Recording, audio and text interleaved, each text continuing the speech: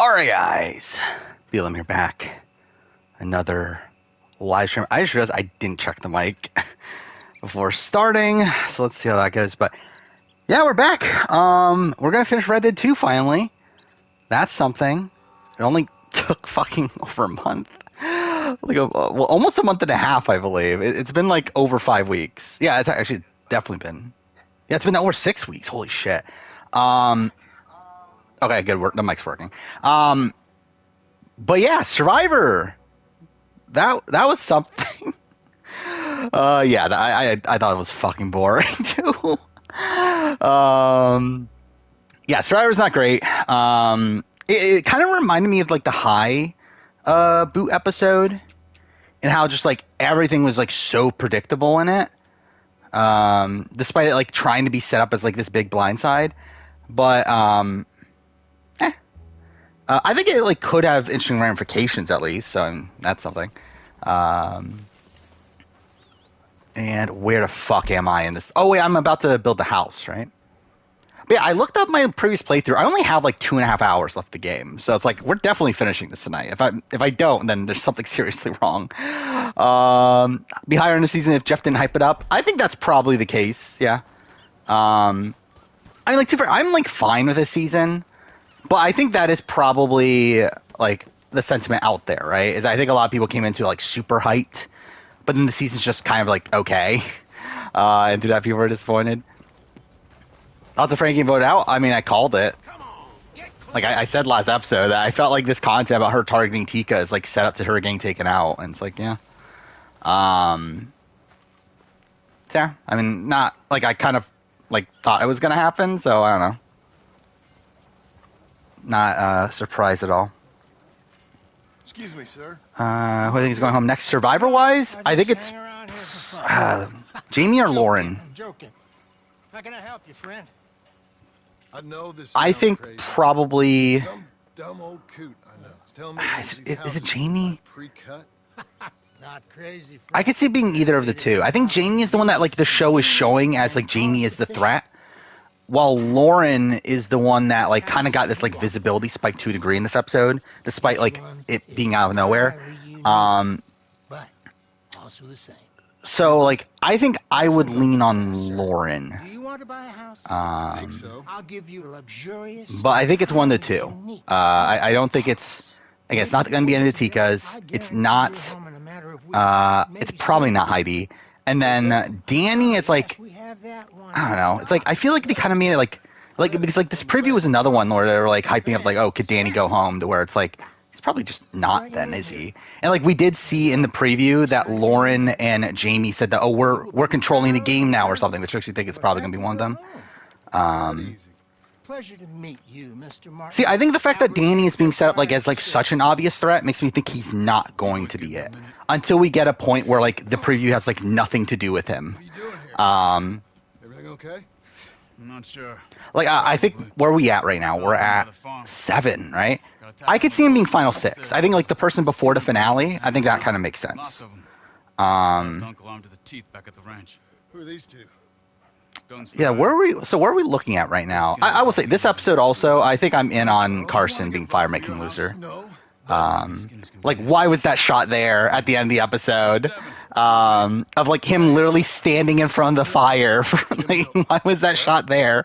Like there's just so much fire stuff. I mean, too far, he could also win fire, I guess. But like I feel like for sure Carson is going into fire. Good. Because there's just like so much fire stuff with Carson.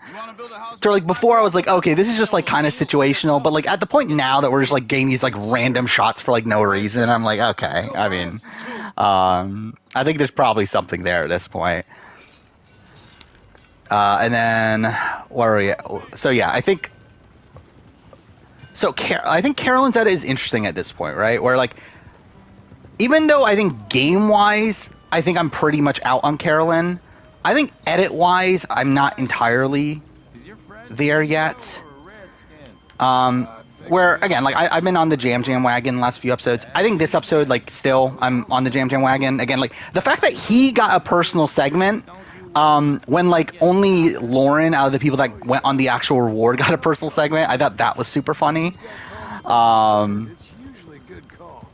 But yeah, like I think Carolyn this episode, I think on paper you could say it's bad in the sense that like she was obviously like shown to not be in the vote and not getting her way. However, I actually don't think that's a major issue. Because I think like we got enough explanation to why she's doing these things. To where like her failing isn't necessarily bad, especially if like she does get this like revenge storyline. But I will say game wise, as in like on island, I just don't see how it happens. I mean, where are her numbers? Like I don't see where like she gets the numbers to actually do anything at this point. Where she literally just tried to blindside Heidi, who was one of her last like remaining numbers. If she gets the end against another Tika, I think she probably loses. I think she needs to get one of them out. Ray has this like really fractured relationship with Danny. So it's like I don't really see where she could even do anything from. Carson dead. Mixed. Like I mean, like technically he's still alive, but like I think he's probably just gonna end up coming short. But like I don't think he's like completely dead edit wise. BB Can. BB Can's been annoying. I don't know. Like BB Can's like I don't know. It's like we're at the point now where like obviously Ty's just winning out, and it's frustrating that like the entire like basis around the game is like essentially like pleasing Ty and having to like cater to him because he's winning all these comps. So that's annoying. Player ranking for Amazon, I think it's 2 weeks, maybe somewhere around there. Not too far away. But yeah, BB Kim 1 player ranking Hamlet today. Actually, wait, what is coming out? Oh no, 3. Wait, no, that's actually it's a while. I forgot about this. Ooh, that's actually a while. Holy shit! It's not until the end of the month. I forgot about that because next week is BB Can, the BB Can finale. Yeah, fuck. Yeah, I forgot. That kind of screwed me over in terms of that. The Amazon video was supposed to be coming out the 17th, but then BB Can 11, and then Challenge World Championship got in the way, so it got bumped like 2 weeks. So it's actually the video after the 44 review. But, oh well. Oh yeah, I will say at this point, I fully see the Ty Jackson parallels. Like I think that, like we're like all on board with that at this point, and like Ty's even worse version than Jackson in terms of gameplay. But like I think the parallels are like 100% there at this point. Where like he's literally saying the exact same things Jackson said. Like he's literally saying that like, oh, I was being selfless before, but it's now my time to be selfish and all that bullshit. It's like he's saying the exact same things.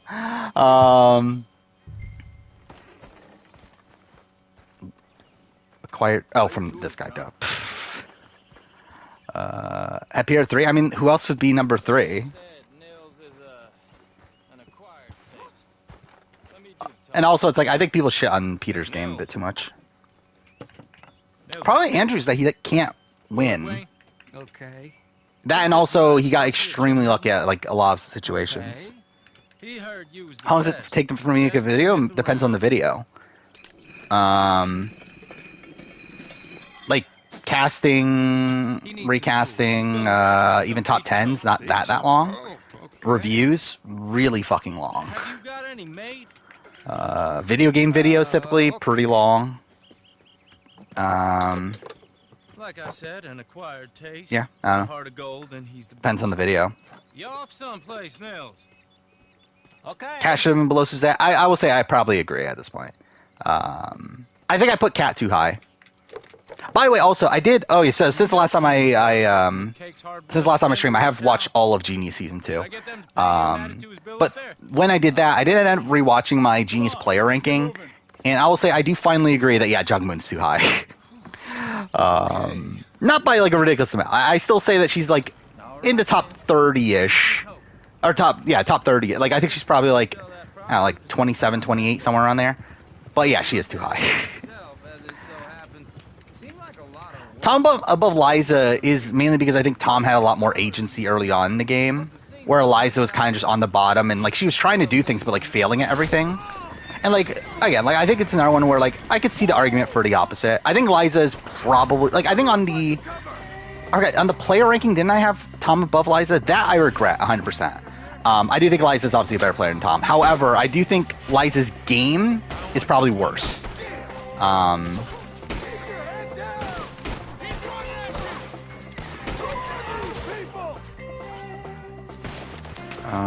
Where I think Heidi stands in the game.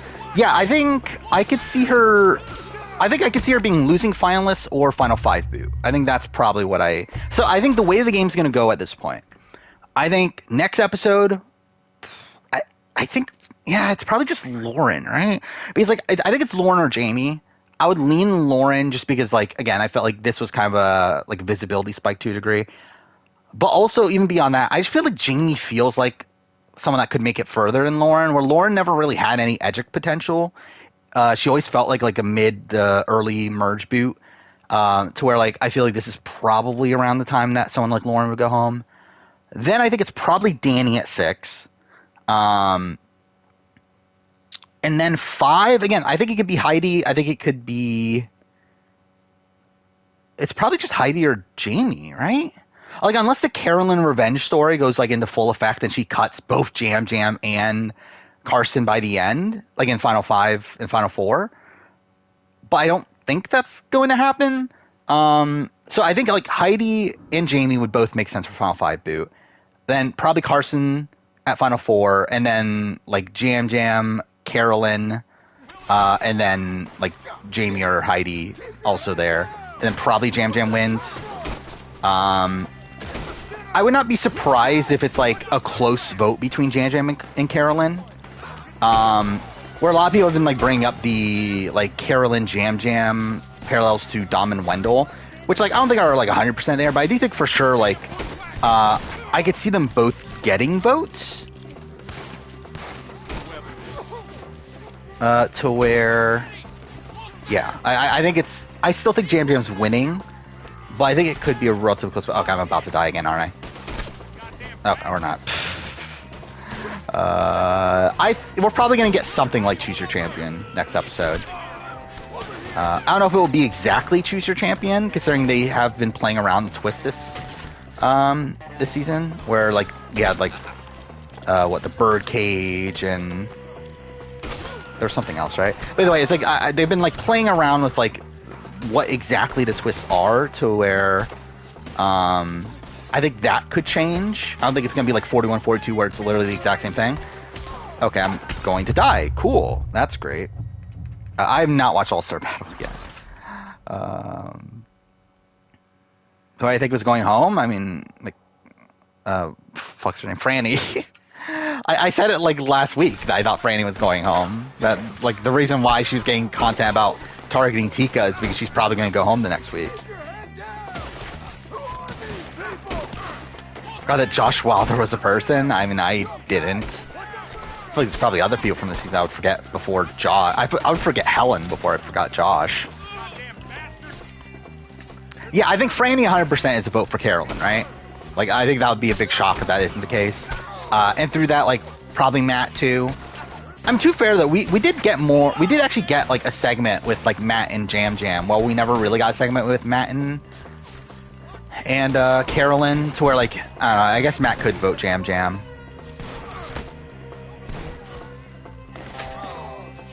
I'm assuming Brandon votes Jam Jam based on that. Him talking about the person who perseveres is the one that wins the game, whatever he said. Fuck off. I hate these guys that just fucking run up to you. Oh, fuck off. Okay, cool.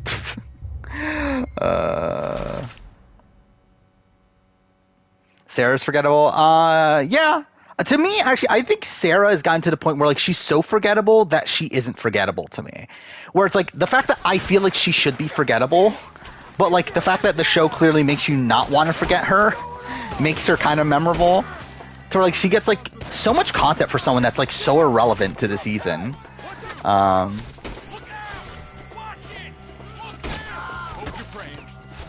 it's kind of a go-to of mine to just say, fuck off. Yeah, Sarah got 17 confessionals for some reason.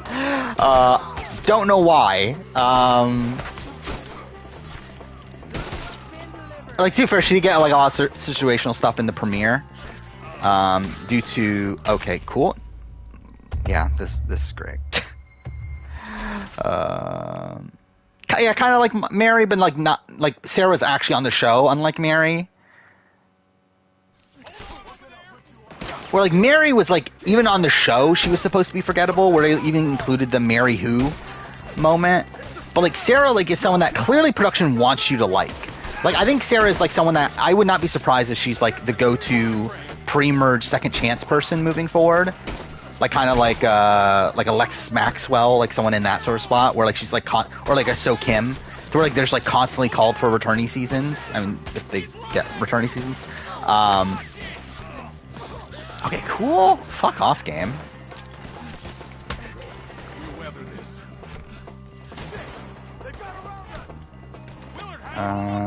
Worst case scenario. I think that's pretty close to worst case scenario. I mean, I think Claudia tie final 2 is probably actual worst case scenario at this point.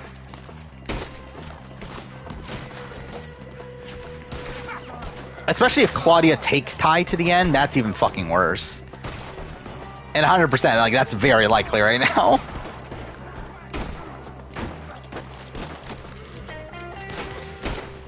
But yeah, BB Can's just gotten to the point where it's like, it's just getting frustrating at this point. That's like, this is like, ends up being another veto. That's like, no one had a shot outside of Ty. I legitimately don't understand why people dislike Daniel. Like, I see all the time on, like, so people on Twitter, obviously, like, all hate Daniel, but, like, yeah, like, people are saying, like, Daniel's annoying. I genuinely don't get it. Like, I don't know. Like, I think Daniel's fine. Like, I'm not bothered by him at all. Again, I think he played the best game of the season so far. I mean, like, I guess, like, just at the end of the day, he played the best game of the season, even though, again, it's not great, but I do think he still played the best game of the season. But it's like, yeah, like I don't get why people hate Daniel personally. Has Ty improved his jury chances? No. Or has his comp wins improved? Yeah, his comp wins have. But has he? No. Where he's like doing almost everything wrong to sabotage his jury chances right now. Where he's just like pissing off Renee for like no reason on her way out. And like continuing to be on his high horse about how he hasn't lied in the game, even though he continues to lie in the game. Yeah, like he's essentially Jackson. Like, he is Jackson. Like, I mean, like, he is playing the exact same game as Jackson at this point. Where, like, that was the same thing that Jackson did with Cliff.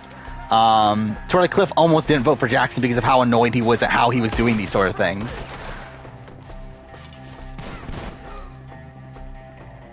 Daniel's fine. Don't feel strongly about him. Root for Claudia. I'm more pissed off at Claudia right now, to be honest. Like, it's so frustrating too with Claudia because, like, again, she was at the point where, like, she nominated Ty, planned on getting him out, and then now she's, like, laying down her sword for Ty to where she wants to go to Final 2 with Ty in a position where she pretty much, like, should know that she loses. Like, it is pretty ridiculous to me.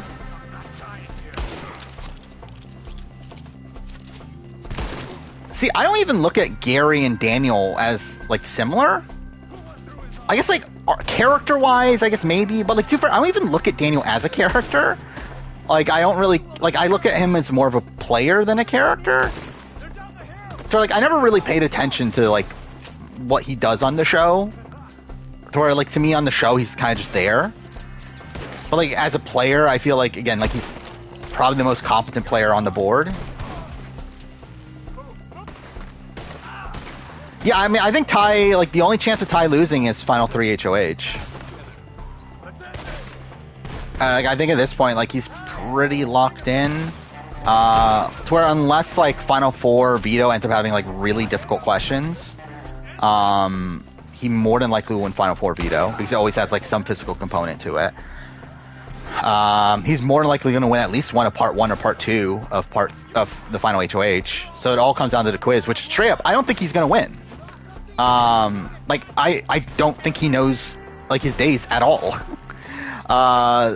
However, we're at the point now where Claudia wants to take him to the end, and more than likely Claudia will win final HOH and then take him out. Or and take him, sorry, to the end. To where he'll probably win at that point.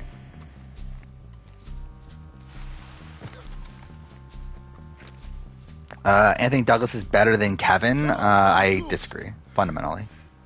Now, where's Mr. Like, I think Anthony Douglas just didn't understand how the jury worked, which is a major issue there. Will Cliff be number one on players that came back?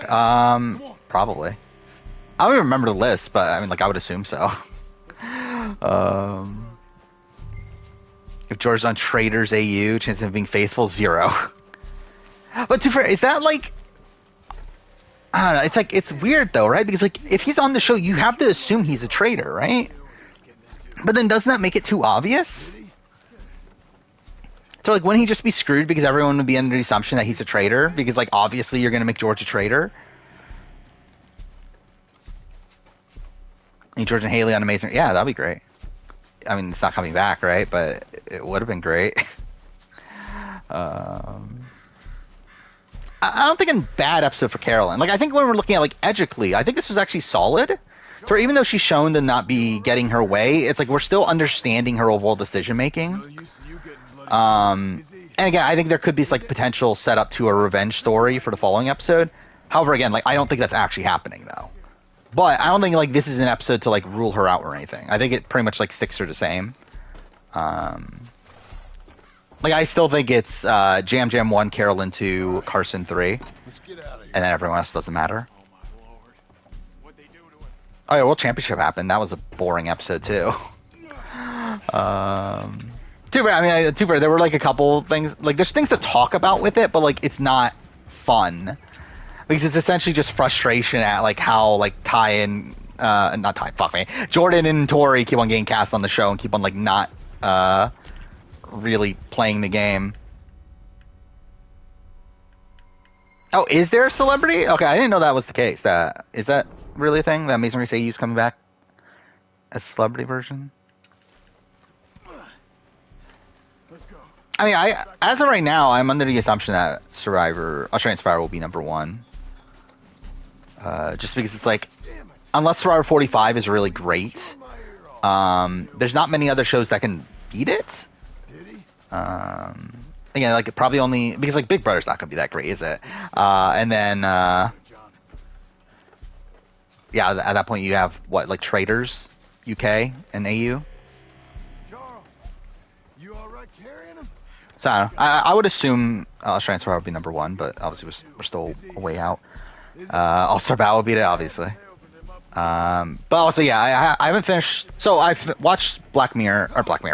I watched The Genius. That's what I'm trying to. Season 2 in its entirety. I think I only watched episode 1 at the time of last stream. I've watched every other episode since then. I've only watched 2 episodes of Black Mirror since the last stream. I watched USS Callister and Archangel. But yeah, the plan is to continue on with that over the next few days. All right, let's get out of here. Just going home, BB Can and Renee. I mean, to be fair, she's probably actually already gone because the eviction, I believe, was it yesterday or today that they filmed it. By the way, it was like not filmed like normal. I think it had to be yesterday. Yeah, it was yesterday then, right? So like Renee's probably gone. The target for final... So Ty and Claudia seem to be solid on going to Final 2 together. The plan is to target Anika at Final 4.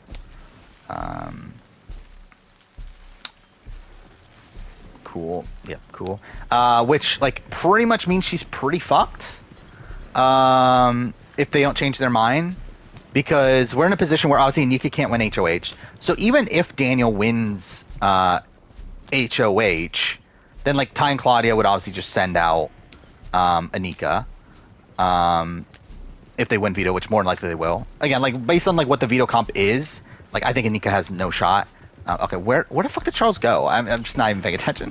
So, like, really the only chance of her staying is Daniel not being HOH. Actually, no, he can be HOH, right? It's just that he needs to win veto. Which again, against Ty and Claudia, it's not like particularly likely. Hey, Bryce.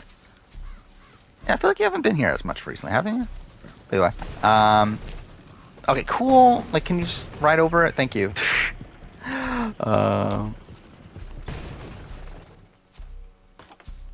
Is this the one I'm supposed to be following? Why are they not moving? Get us back to Beaches. Whatever. Yeah, Stockwatch, I'm not even gonna bother at this point, I think. I think I'm just not even, like, gonna bet on anybody. Okay, I'm supposed to be on here. Those were the Skinner brothers. I told you I was worried. Rewatch Archangel recently and you're lower on it. Yeah, I think I went lower on it too after my rewatch. Like, it was pretty much like right in the middle before my rewatch. Oh, I just realized. Oh, so wait, he was okay. This kind Whatever. of bloodshed was meant to be over. So I had to pick him up. That's what it was. Beat it up. But yeah, I think I went down a little bit on Archangel. It's still not like bad, This kind but of bloodshed, yeah, it's it's different. probably like closer to the bottom third For good reason at or this bad. point.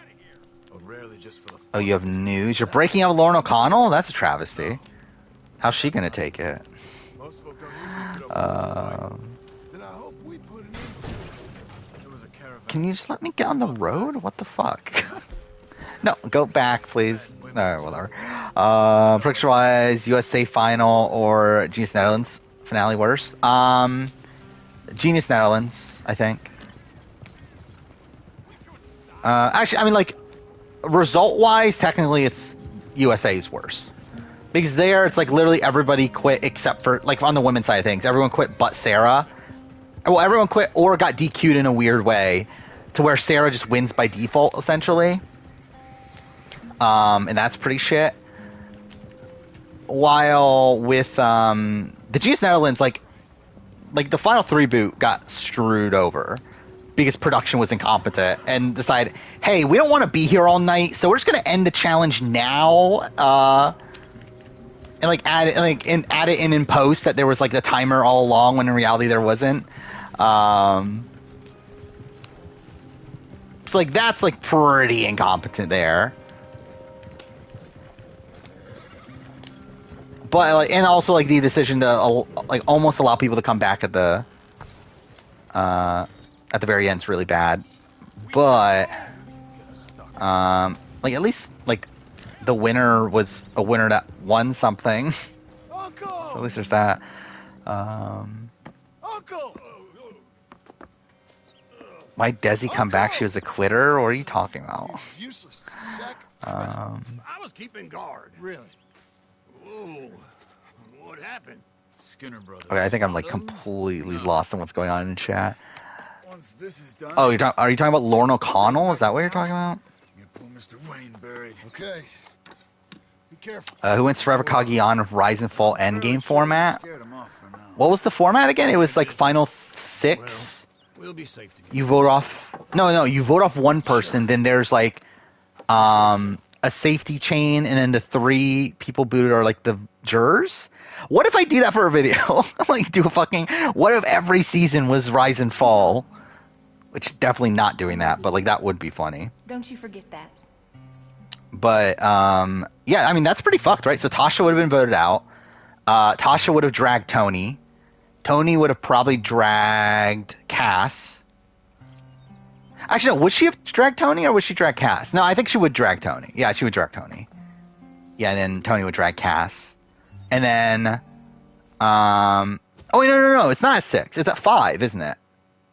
No, yeah. No, it's at 5 that they do that. Because it's the final 2. So no, so Trish would be voted out. Trish would drag Cass. Cass would drag Spencer. So we'd have the same final 2, essentially. And yeah, it would probably just be a unanimous Tony win. So never mind. I guess it's not that interesting. But again, like I actually like really like the end game of that, of Rise and Fall. Like if only like people knew about it beforehand. I hate that they just like sprung it on them at the end. But like it's kind of like an interesting format. How boring is Casey Clark? I mean, what do you think? To be fair, like she's at least shown more personality on this season. Wait, what? Okay, whatever. What are you waiting for my reaction to? Have you heard a theory that the uncle is the protagonist of Red Dead Revolver? Oh, yeah, I've seen that. Which, I've never played Red Dead Revolver, so... or maybe I did for like 10 minutes or something. Like one of those games I just like pop in for a little bit and then like just never play again. But I'll tell you what I think, just to be But, safe. yeah. I'll do the reading and planning, and you do the building. It's like, I doubt it's like a real thing, but... Now, that is plain Amazing It's inaccurate Race. and not what's going to happen. I'm simply going to use what I've got. Michelle looks like a kindergarten teacher. Now you use what I you've could see got. that. Michelle Fitzgerald we're talking about? I could see that. Let's get started. Yeah, obviously, yeah, the writer First strike's thing going is on, the which... foundation. Yeah, Yeah, I mean, not really too much to say, at least in terms of reality TV. Like, obviously, like, last time the writer strike happened, that's when, like, more reality TV shows were being made. That's why we got BB9. I don't think anything changes here. How'd you get on? Writer strike does not make BB25 All-Stars. That doesn't change anything. If anything, like, it might, like, mean that we get, like, a Celebrity Big Brother season or something like that. But then again, like, we're like so far out from that where like that would mean the strike would have to go on for like a year, which more likely is not happening. So yeah, I don't think it's really going to change that much, realistically. I think it could lead to them like fully going all in on 90-minute episodes for Survivor and Amazing Race and stuff like that, though. Oh yeah, I do still find the Jamie fake idol stuff really funny. Like, that was probably the best part of the episode, is the fact that Jamie is like telling them the truth about her losing her idol, and they still don't believe it. And also the fact that we like have her like talking about losing her fake idol, and then they like slowly fade away the fake idol in her Chiron. That was funny too. Top 10 new era players. That's not a video. I'm doing that. I've already like prepped that video. I'm just waiting for 44 to end to record it. Oh yeah, the best scene ever. I believe the shortest mission in the game, right? Yeah, we're not getting a third Survivor season this year. And the thing is, like, how long did the last strike go on for? I legitimately don't know. But I doubt it's going to play a major factor into the shows that I cover, at least. I think it could play a factor into, like, some other random shows being greenlit. But in terms of Survivor, Big Brother, stuff like that, I think they're just going to do what they're going to do. Was it 5 months? Okay, I didn't realize it was that long. But yeah, I don't think Survivor's changing anything, for sure. Big Brother also, probably not, because, like, we're on Big Brother season. If it was done later in the year, I could see them again, like, deciding to do a celebrity season or something because of it. But, yeah, I don't know. I mean, I already saw that Lauren blocked you, which is funny. You season 5 will suck now, obviously. I mean, that wasn't gonna happen before. Oh yeah, definitely they'll do a Bad Girls All-Star Battle season 3, obviously. Mainline winter season of Big Brother would be fun. I mean, that's what they said with BB9. I like BB9, but like, I mean, obviously the general reception is that's a fucking train wreck. You must win her back. I thought you said you were breaking up with her. I mean, I think you should maybe just give up on that. Yeah, maybe that could be a thing. Is Amazing Race 35 earlier in the year? Maybe. I mean, to be fair, I don't know what they're doing with Amazing Race. Like, are we getting it for summer? Or are we getting it for fall? Obviously, the assumption is fall because that's what they did last year. But also, like, without Challenge USA on CBS, then there is an open slot for summer. I'm not doing game design vote for BB Can. I'm barely gonna do BBUS. Oh, I love BB Can. You can dual Hamilton style? I'm sure that'll work out. Joshua's not I mean, Joshua is a villain. I don't know if he's a good villain that needs to be brought back. Like, he was like a fun, like, trashy reality TV, like, villain. But, like, not, like, a guy that I need to see play Big Brother again. And I think that's everything. Phil said 35 air date is up in the air because they're waiting on the strike. There might be a world where they air 35 early and then film 36 and then have that also air. Thank you. Gentlemen. I'll do what if every player was on the jury for Big Brother. That's in the cards. At least till this fool gets his woman back. Oh, I didn't realize Casey was. So I did see that. Yeah, Matt from Australian Survivor is like in the main like WWE now, but I didn't know Casey was. That's funny.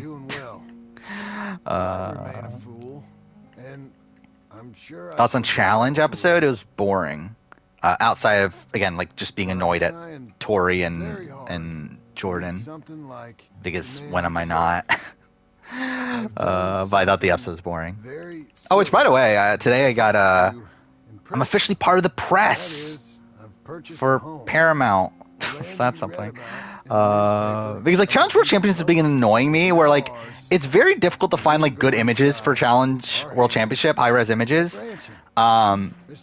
So I just decided, fuck it, I'm gonna apply to be like part of the press or whatever, to where I can get like the press photos and everything, and yeah, I got accepted. So, too far, I'm pretty sure it's not that hard to get accepted. Like it's not even like it's a big thing, but like, I did finally do that. Which again, like I should have done it a while ago, realistically, because again, I'm pretty sure I could have gotten it a while ago, but World Championship was like the final straw. Like, okay, there's like no good like photos online for World Championship. Like everything I'm like seeing is like really low res, so I'm like, fuck it, we'll do it. Come back to me. Yeah, the Sarah picture for USA is funny. Survivors also pissed me off. Survivor 44, especially for the premiere. There's almost no press photos for the premiere. It's really bothering me because I need 4. Because I need the opening. So I got one for the opening scene. I got one for like immunity challenge on. However, I also need one for the tribe, like the talking about like the camp life and everything. I need one for the journey. And there's no press photos for it, and it bothers me. And like I already got like screenshots I'm using, but like it's like very clearly lower res, and it bothers me that that's the case. But like there's nothing I can really do about it. I mean, there's no press photos for some reason for those. I don't know why. Like for the fucking premiere, they decided to be like really stingy with press photos. But I mean, whatever, it is what it is. Casey's name is Katana Chance. That does not feel like a name for Casey. I knew Grayson Waller was Matt's, but yeah, that does not sound like the right name for Casey. Time for what mission are we on? I don't even know what mission we're on. A quick favor for an old friend. Which one is this? I don't even remember this. Like, I don't remember it by name, at least. I assume it has to do with Sadie? Is this the one where we, where a guy, like, breaks out of jail and everything? Is that the one?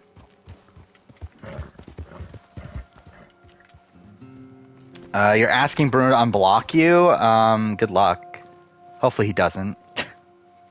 Just one time, I hope to find you working. Why is Lindsay from 42 not a top 10 New Era player? She's fine. She's not bad. I don't think she cracked the top 10 for me, though. But it's not because, like, she's bad. It's just because, like, there's 10 other that are better. Mission's ironic because it's not a quick favor. It's doing random shit for 30-40 minutes. Oh, that's great. And I'll give you another fatal condition. I need to shave. Like, it bothers me that John has that big of a beard. Farming, ranching, planting something. I know Franny went home with the first. Yeah, I did. I mean, she even said that in the episode, didn't she? But yeah, I mean, I will say I'm not particularly high on Franny's game. Like, I don't think Franny played a particularly good game here. I mean, she was again immune for most of the rounds. While I don't think she would have gone home in like 2 of those rounds, she also like needed an idol. I mean, to be fair, did she need an idol? I guess is like questionable.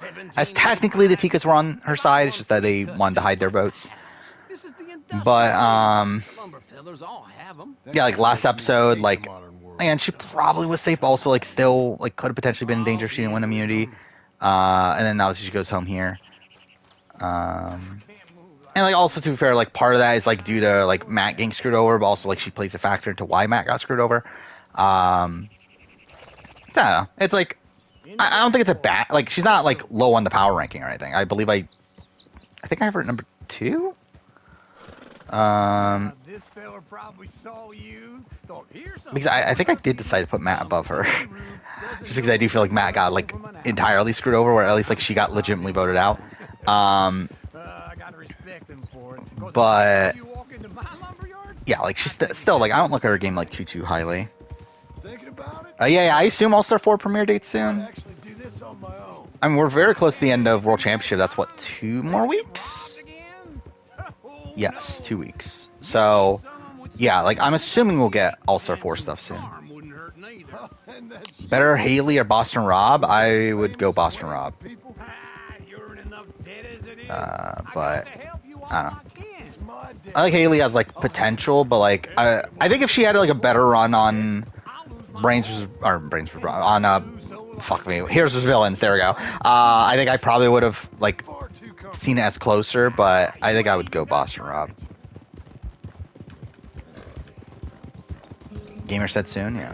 Again, I would assume it's soon. Number 1 Gabon player ranking? I'm pretty sure it's Maddie, right? I mean, we've talked about this a lot over the course of this channel. I'm pretty sure Maddie's number 1. What's happening in summer besides Big Brother? Again, like All Stars 4 is probably going to be airing around that time. Even USA 2 might air towards the end of the summer. Claim to Fame Season 2 is happening. American Ninja Warrior, if anyone fucking cares. Which I even don't. But I'm probably still going to watch it. Is that it? I mean, yeah, there's not that much going on, I guess. $1 million. Fuck off, $1 Million Island.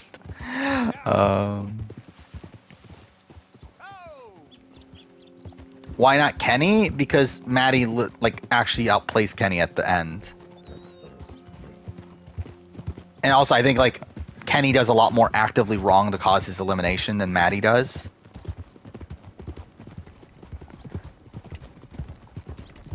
Where like Kenny like actually plays his last few rounds terribly. Where like Maddie gets voted out because like Sugar just lost her dad. Like that's essentially the main reason. This is him. And even then, like had like Sugar just had, or Maddie just had Sugar play an idol for him like just a couple rounds ago. I mean, yeah, I think that's the point, right? At this point, they kind of want it to be like there's a challenge season going on at all times. Oh yeah, BBAU may be happening, but I think that's also rumored to be at the end of the year, right? What are you percolating about? What is this mission? I have no recollection of this mission. How's little Emily? Emily. I'm sorry, how are you? We need a barn. Cameron from BB25. I mean, I'll say it's not looking likely. Farm livestock. Haley won out in Here's the Villains. Would she win? Probably, if she's not against George, I would guess. What you think? Have a look. Maybe that Thought one. Maddie was underrated until Phil from Sports Specialist called him a top 40 player. Yeah, I wouldn't go top 40, but like I don't know. I think you could argue top 100 maybe. It's great seeing you again, Al. Yeah, I don't know. it's You, been sir. a pleasure as always. Great pleasure. Love your work. How many players are there again? There's like 600, right? How are we gonna pay for this? Is there a trailer for $1 Million Island? I didn't even know there's a trailer. I just wish I could help you, sir. You've Yeah, been I will a say, not good excited for customer. 90-minute Amazing Race. Like you, and David Geddes likes you.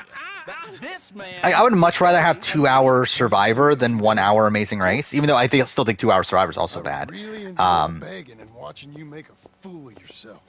John! Hey!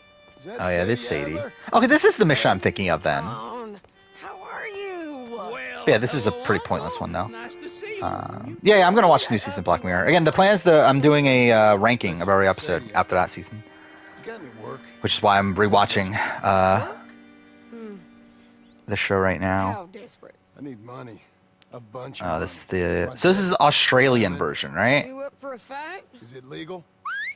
Oh, it's very legal. Actually, yeah, why not? Let's do this, I guess. Actually, is there a copyright song though? Oh, I just realized I need to mute myself, don't I? I don't know why I keep on like having my own audio on. Okay, cool. Of course, my computer froze. Again, I don't know what happened to my Chrome. My Chrome just like started just like being super slow recently. Like I mean, it's been like a month now, but like I don't know what the fuck happened. Well, like I've done like I've like cleared all cookies, all that sort of stuff, and like it's still super slow. And it's like it's not my computer. Like the rest of the computer is fine. It's just fucking Chrome. This is the most fucking Australian intro. It's like ridiculously over the top trailer, only for like the show itself to be like completely artificial.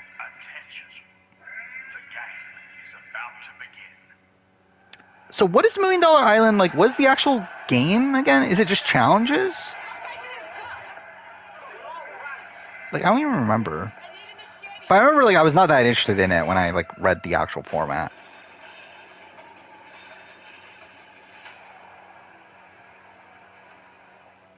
It is funny to get 100 people though.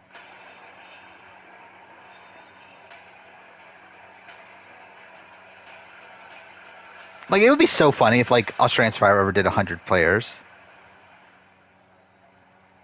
Which like there was a Bulgarian version that did 100 people or something like that, but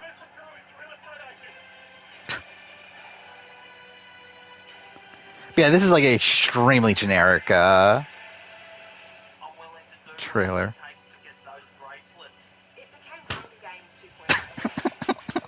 I don't know why that made me, like, the more I'm thinking about that line, it makes me laugh for some reason. The I went in there with my intentions to take your food. I love how like even in the trailer they have to like stereotype everybody by like their occupation essentially. That's also like an extremely Australian thing, isn't it?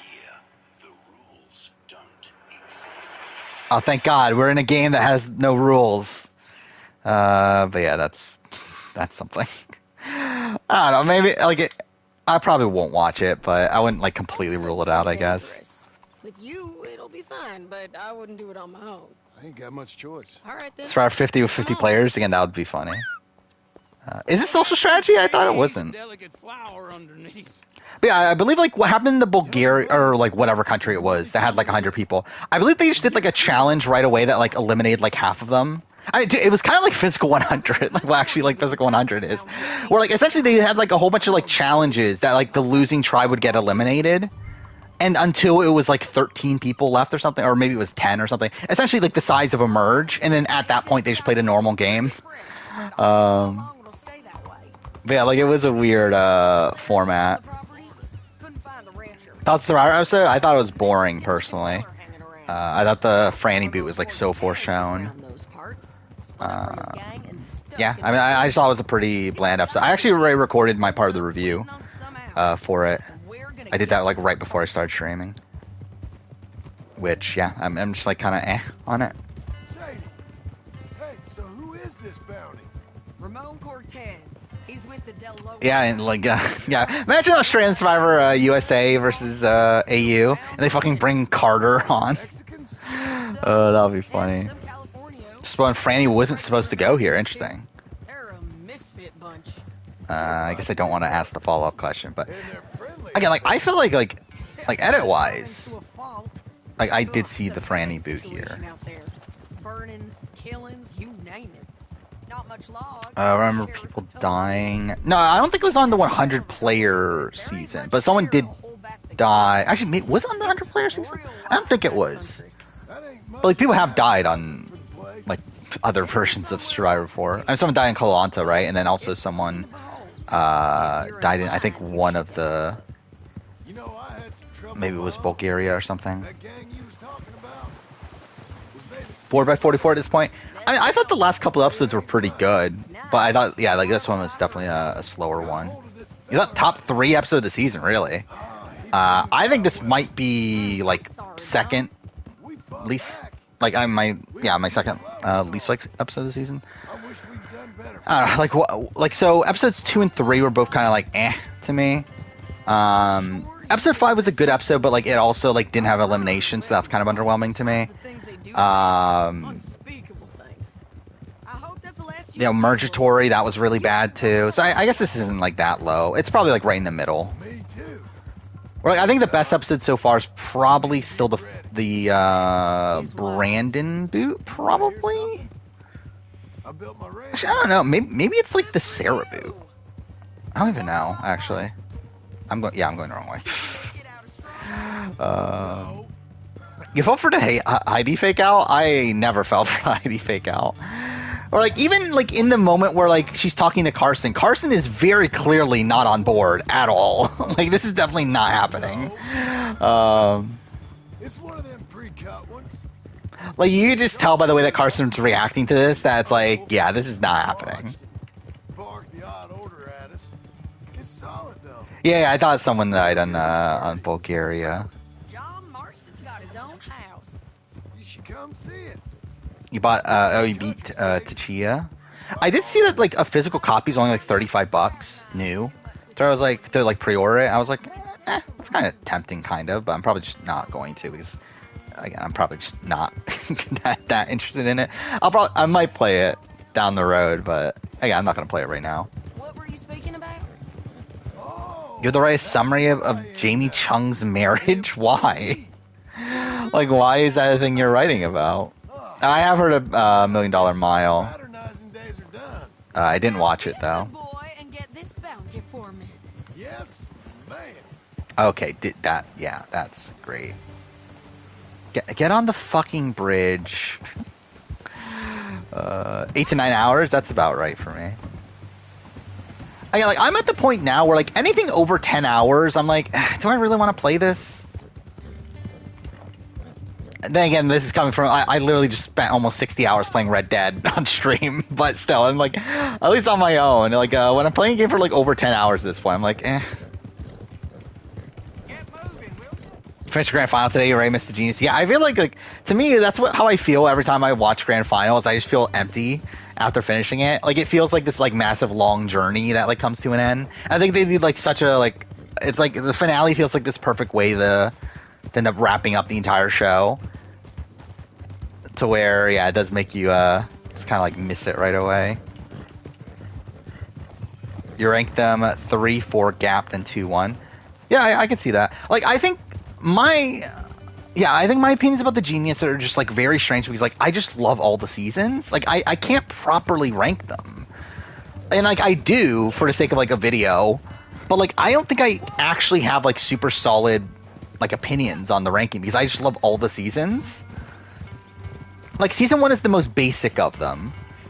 To where like I think it's also probably the most iconic of them, but like I also just like I think it's like mostly basic in terms of like game structure and whatnot, to where I think I'm okay with putting it at the bottom. Like season 2 is like universally looked at as the least popular season. Yeah, I just like have so much fun with season 2, even on the rewatch. To where like to be fair, on the rewatch I do like I'm probably like lower on it than I was coming into it, but I still very much still love the season. I like, and yeah, like the thing about season 2 is that it has like probably some of my favorite characters in the entire series, which I think like really elevates it. Like season 3 is one that I think is like the opposite, where like the games of season 3 are incredible. Like I think season 3 is the best season of the Genius in terms of like the actual games themselves, the main matches and death matches. But I think the cast is lacking in my eyes. I feel like there's a lot of like kind of just like people on that cast, and I think it's probably like the least like fun season in my eyes. To where like I've always like it's like a season that like I recognize is probably the best, but I just don't enjoy it as much personally as the other seasons. And then like grand final is just like this like epic conclusion to everything, even though it has a couple episodes that like are like lacking.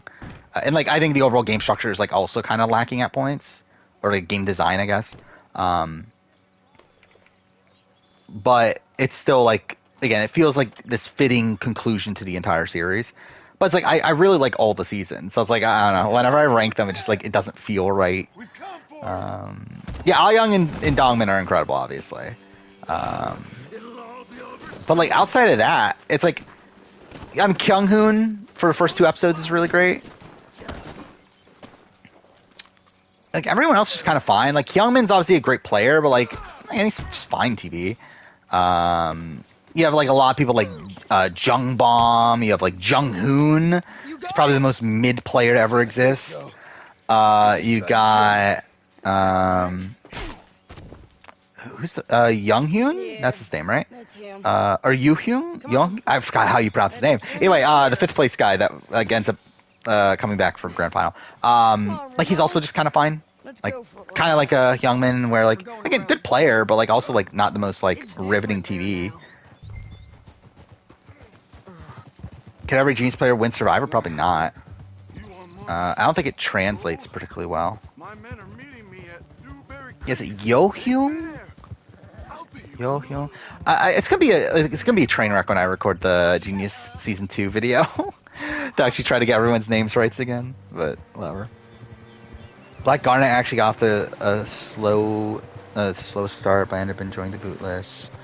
I think for me, season 2, I like the first 2 episodes. Wait, no, I like the premiere, and then yeah, I think it's a bit slow after that, and then like it picks up like around like round 5, if I remember right, and then it's good until, until like, actually, I guess it's good for like for quite a bit at that point. But yeah, I do think it has definitely a slower start.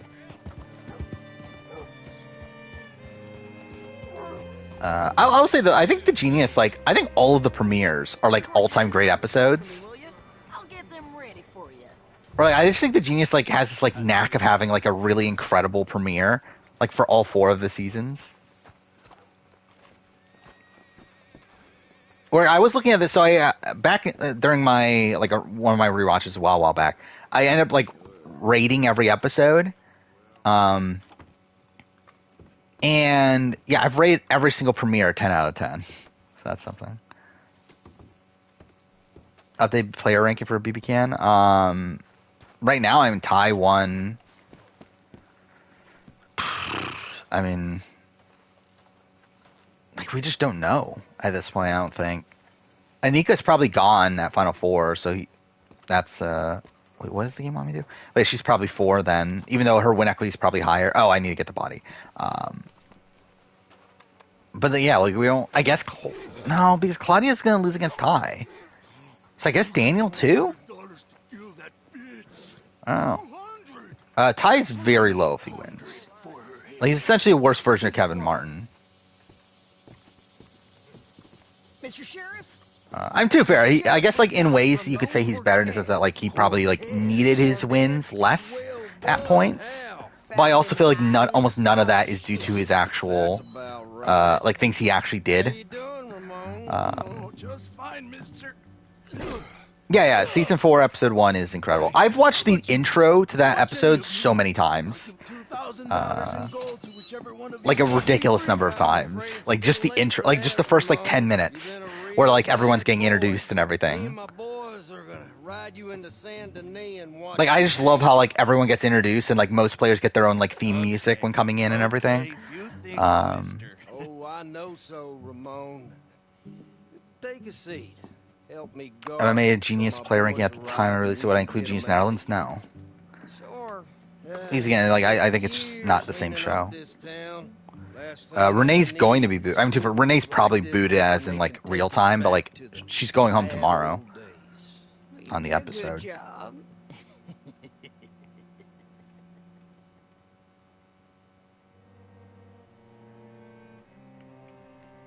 So he breaks out, right? I feel like this is that mission.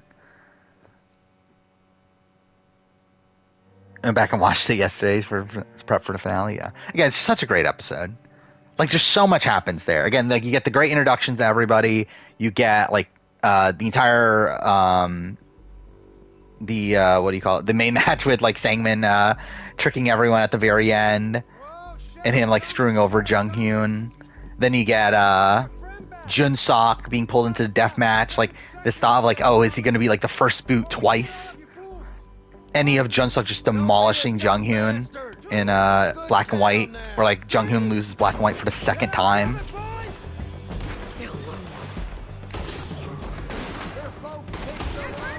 By the way, also like I think like this rewatch like has made me like respect Jung-hoon so much more as a character in particular.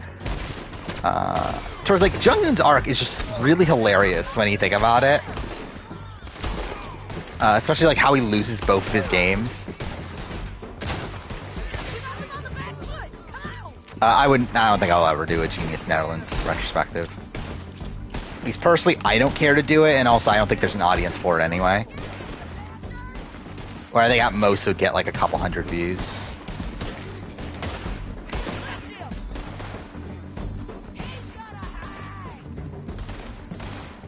Mixes Silent Library and Last of Us. What is Silent Library?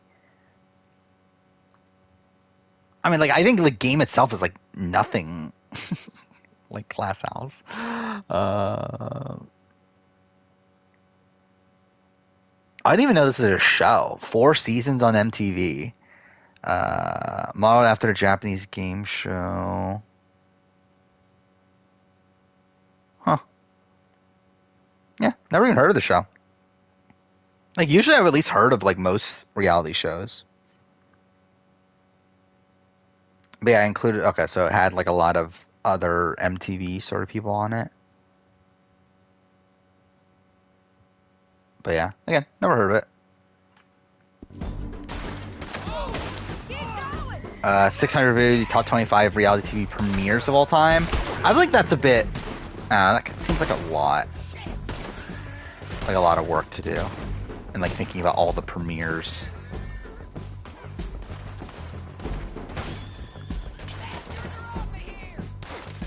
Like I think I don't know, I think maybe that'll... I'm too sure, I probably just won't do anything for 600 video. I don't think it's like that special of an occasion. Actually, do I even have it on... I'm pretty sure like I already have 600 on this... Yeah, so what is number 600? It's probably just empty. Oh, I think it just so happened to be the Big Brother season ranking as of right now, but it's not because I like actually coordinate it to be.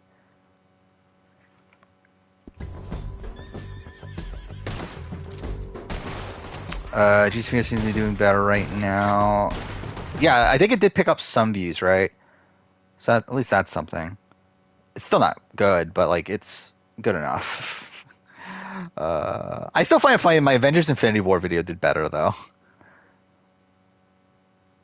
Oh yeah, my Mama Morphin Power Ranger video did better than my Road Rule All-Star video too.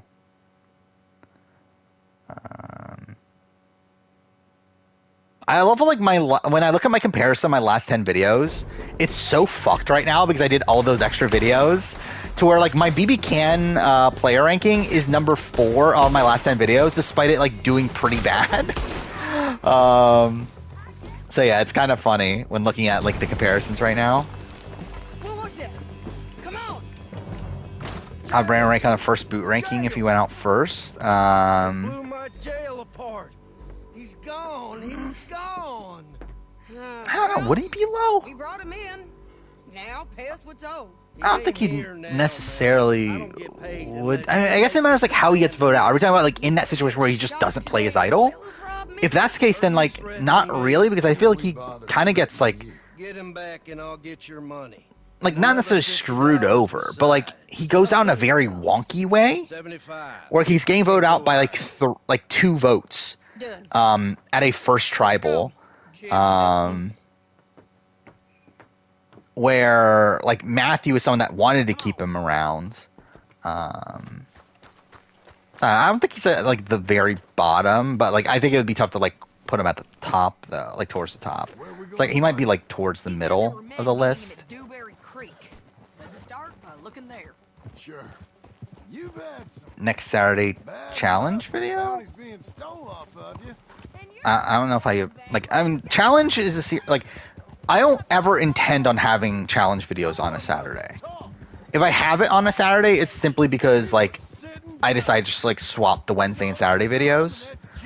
Yeah. Yes, we were. But yeah, like I never intend on having a challenge video on a Saturday. Bring roads because it's simply just not big enough to actually have it. At least nowadays. Maybe I had one in the past, but like at least like nowadays I wouldn't do that. Because again, challenge videos just simply like don't perform most of the time. Like they at best get like what 2,000-3,000 views, unless it's like a cast reaction.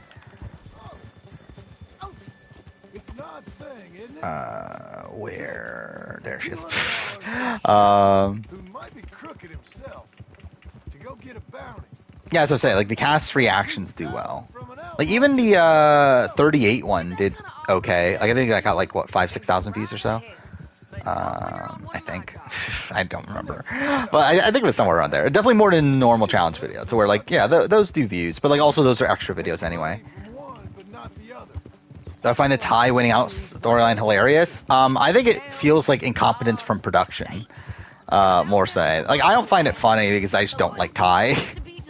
I find it like just kind of annoying that like the format of Big Brother Canada is one that can just so heavily favor towards him, despite him not actually playing well. Sure. No, I don't know. Usually, if I got into who deserved what, Update 44 player. It's the same. Like it's Jam Jam 1, Carolyn 2, Carson 3, and then the rest don't fucking matter.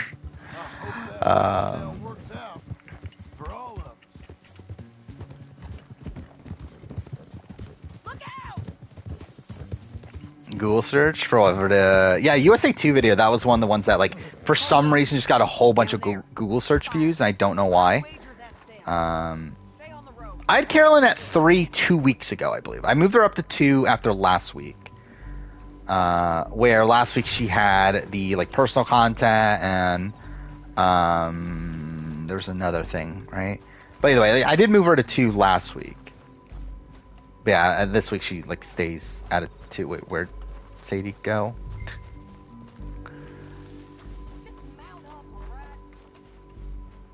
If Hui Jong didn't return for Black Arnet, would be the worst player of all time? No. I think Hui Jong still is a better version of Jury. I would say after the rewatch, I do question if Jae Kung is the worst player. I still think I'd probably lean into that. Okay, okay. I didn't realize I was. Okay, I thought she was gonna. I guess I do need my horse. I thought we were about to get to the spot that I need to go to.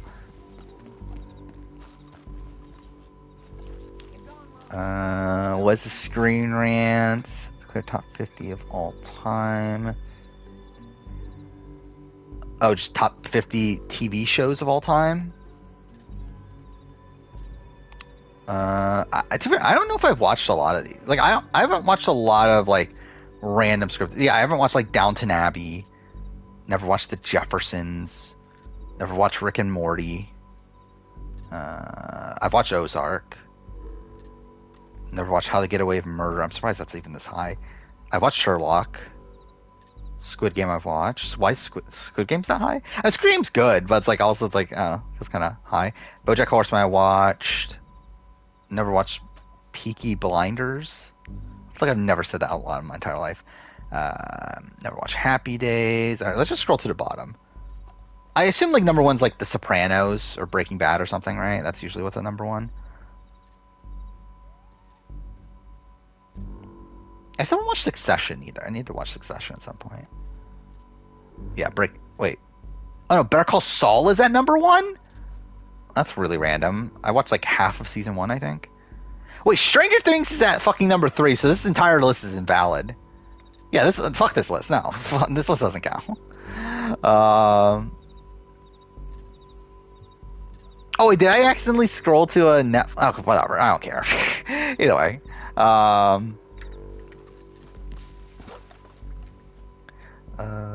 What is this? Don't like Carson being able to do all the puzzles. Think he should be on equal play. I mean, but like this puzzle was a new puzzle, wasn't it? Yeah, I think I scrolled too far to where like it opened a different article. So yeah, I think that's what happened there.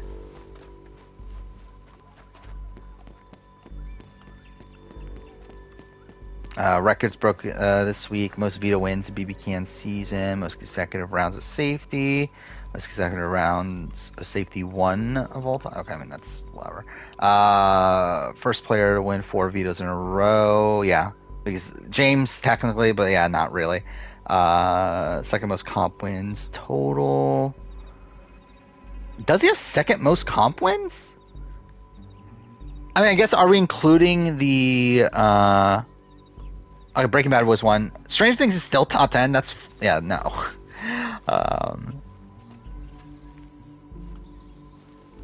I think Jake Young is better than most genius Netherlands players, probably. Probably not better than like Tomas or. Actually, who's even the second best player? I mean, I get like is Friday. I don't know. Oh, is this? Do they have used this one before? But it didn't seem like this is one that Carson's practiced. I mean, maybe he has, but like that's not the sense that I got. Was that this is one that he's like practiced? I thought the Jeff Probst podcast was boring. Yeah, I didn't feel like anything really came from that.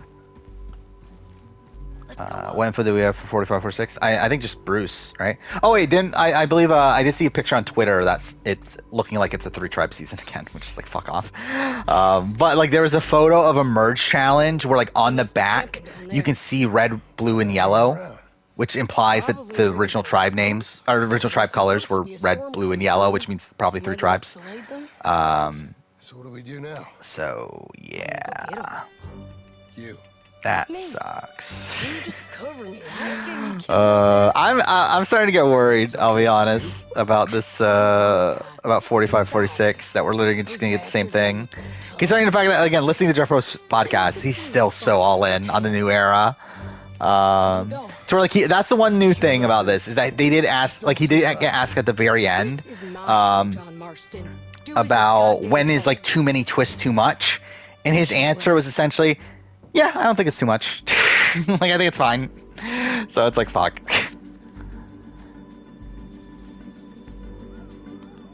Yeah, that's not out of the realm of possibility either, is that, wait, no, I believe we're confirmed to have 18 people, isn't it? Like, I believe it has been debunked that it's 20.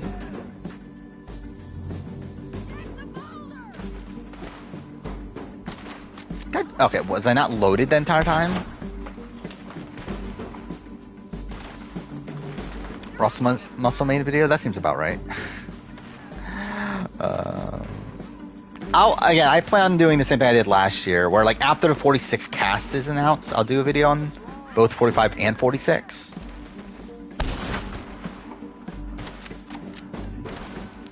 Which is funny because like that 43-44 video was actually like one of my worst performing Survivor videos ever.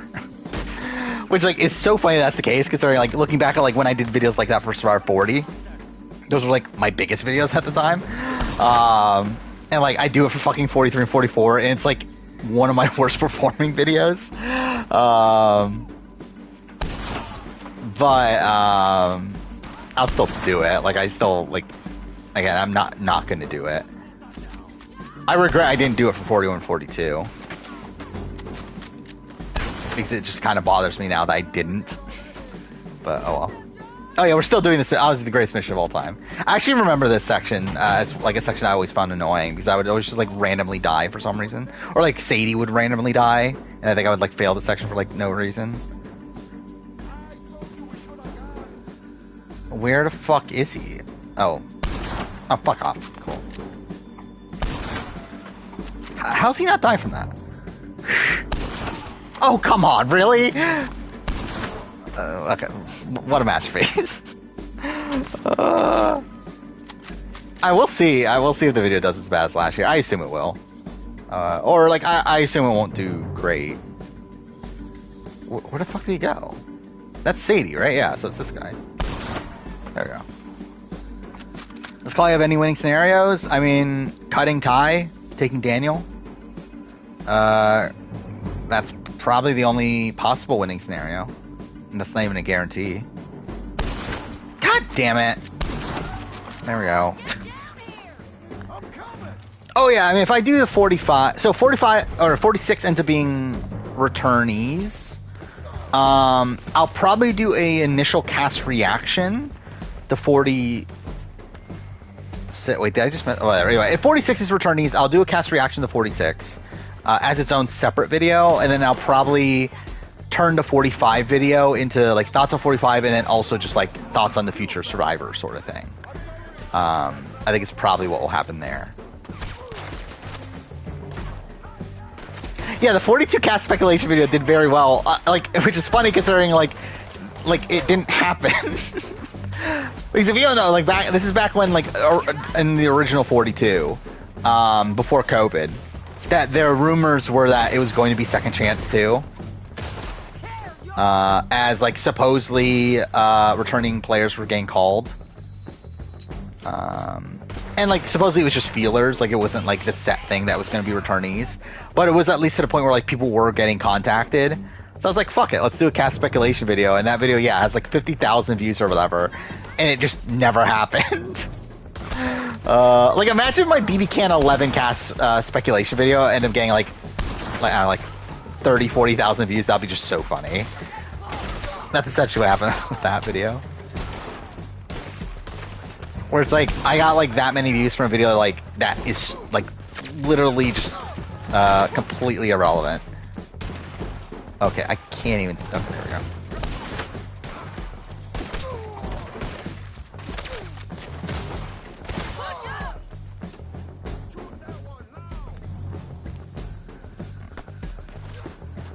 Is Renee a lock for All Stars? I don't think she's a lock, but I think she's possible.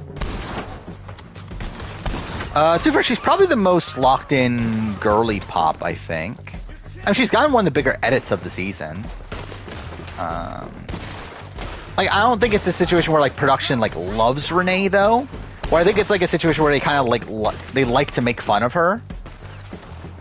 But still, I think she's a likely returnee, especially if oh, was I not supposed to kill him? Oh, yeah, I'm supposed to fucking tournament. Oh, fuck off. How far back is this? If it's all the way at the beginning, I think I'm just gonna suicide so I can just skip checkpoint. I'm not bothering fighting all this again. Oh, fuck off. Alright, yeah, we're done. How can I kill myself? Alright, let's do this shit.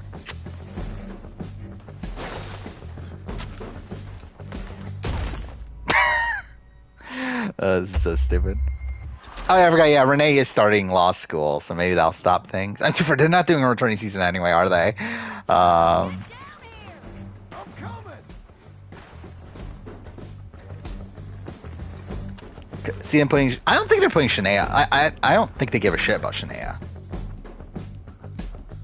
Shania barely got.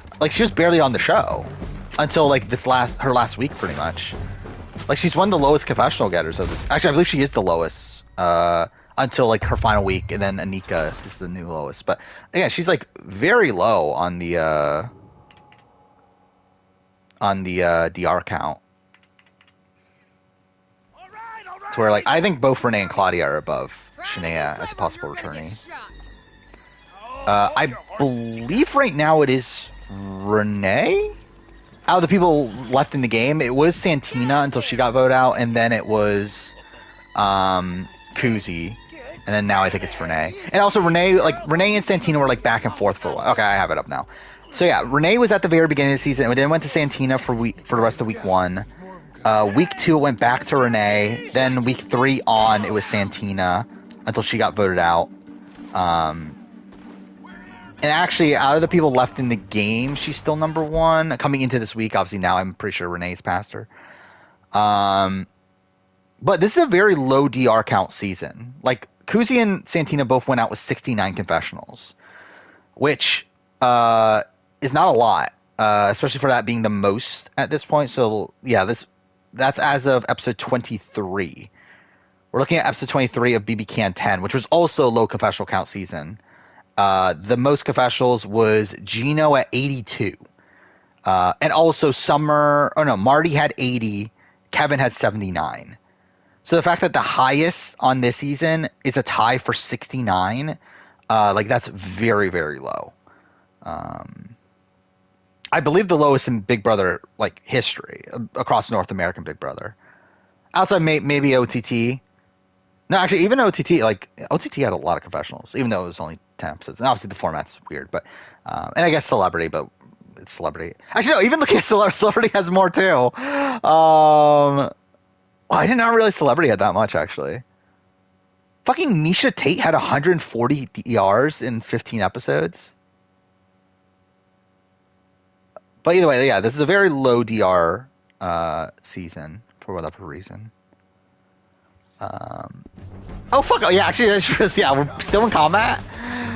Whatever. Do you think Ty's a top 3 physical competitor ever? No. I think Ty is just very lucky that he's on a season that almost every comp is physical, and he's the only guy that is somewhat physical. So like, I think that I would argue that Dan is probably a better all-around physical competitor than Ty.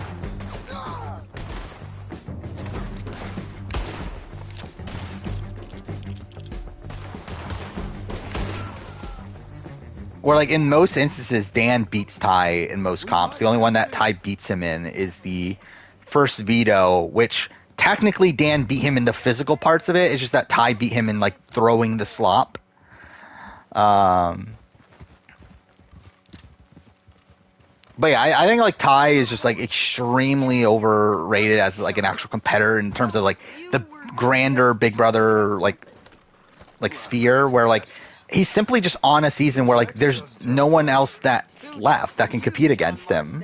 Like, it's not because he's actually good at these comps. It's because, again, like, looking at this veto comp in particular, like, this was ridiculous that Ty, like, this is just such an overly physical competition to where Ty literally was memorizing only 3 at a time, like, way less than everyone else, had to do the physical portion multiple times, and also struggled at the puzzle, and still beats Daniel by like 4 minutes. Despite, again, like, him having to do more rounds, having to, like, he fucks up the puzzle, and it's just because of how much, like, better he is physically at the actual, like, physical portion of it that he's able to get that big of a lead. Where I just think in general, like, BB Can needs to, like, fix the fact that, like, every competition has, like, this massive physical portion to it. And, like, I think, like, Big Brother US also has, like, a similar issue, but, like, it's, like, just, like, kind of gotten to the point where it's, like, just ridiculous on BB Can, where, like, we've had, 4 seasons now, where, like, the end game is just, like, completely dominated by these, like, athletic guys that just win all the end game comps. Oh, did I not even fucking get it? Okay, cool. Not paying attention at all. Yeah, it's kind of like Colby in Australia. I think that's, like, a decent comparison. But even then, like, Colby in Australia was winning, like, a lot of different types of competitions. Where, like, Colby was winning, like, there was, like, a quiz, there was, like, the slingshot challenge, like, there were, like, fire making, right? So, like, he won, like, a lot of different types of challenges. Ty is winning almost all the same types of challenges, like, all these, like, very overtly physical challenges. Where, like, Colby won a lot of, like, non-physical challenges. Wait, what do you mean pick him up? I picked him up. Whatever. We don't know if Daniel beats Claudia. I would guess he does, but we don't know for sure. Do I think Claudia will cut Ty? No. Again, like, her entire... Like, one, she's helping Ty study for the final part of the HOH. So that's obviously, like, a giveaway. And then also she's even said in the episodes that she's planning on taking Ty to the end. So no, I don't think she's going to cut him. Okay. Renee higher or lower than Ty? Lower. Like, Renee has not played a good game. I'm really, like, no one on this season has played that good of a game. Like, I think Daniel has played the best game this season, and I think he'll almost definitely be number 1 in the player ranking. But, like, no one's really played that well. Wherever you hide, we will find you, and we will kill you. Does she want to win? I mean, not looking like it. Yeah, I don't know what Claudia's doing. Renee will probably be pretty low. I don't know. I think lower than Shania. Obviously lower than Kuzi. Hope is a weird one. Lower than Jonathan probably, but then, yeah, like, Hope is a weird one. Of course. Because all you can do Yeah, I think just Hope's a weird one. I don't know if it's above or below. Might get you out of this. Ramon, I couldn't trust you to pay me. I couldn't trust you not to kill me. Would Dutch versus Jimmy Cha be able to teach GS Netherlands the ideal strategy? No. But the thing about Jimmy Cha creates the basic strategy. And the thing is, like, everyone in the GS Netherlands used that basic strategy. So essentially, he would be, like, a decent player, right? Like, he would be on par with everyone else on the season then. Because no one else thought beyond the basic strategy, pretty much. Percentage to base a random flip on Daniel, 0 for this round. Flip on Daniel at Final 4, potentially. But Final 5, 0. Again, Ty has, like, completely, like, I don't know, like, the way he treated Renee in the last drop, it's like if he does keep Renee, then what the fuck are you doing? Well, I hope they know just where to find me. Because Would you cast reaction Amazing Race does? Yeah, I would. If Amazing Race does reality showdown season, or even if they do an all-star season, I'll do a cast reaction. Obviously not just for like a normal newbie season. But I believe I have seen the 35 cast, and it just looks very meh. Where like no one of note on it. I believe I did also see that Amazing Race Canada has like a couple wrestlers on it, but I don't know who they are, so it's like doesn't really change anything for me. Yeah, Claudia is Holly, 100%. Again, like Ty is Jackson, Claudia is Holly. Like that is where we're at right now. Like, is Daniel the Cliff then?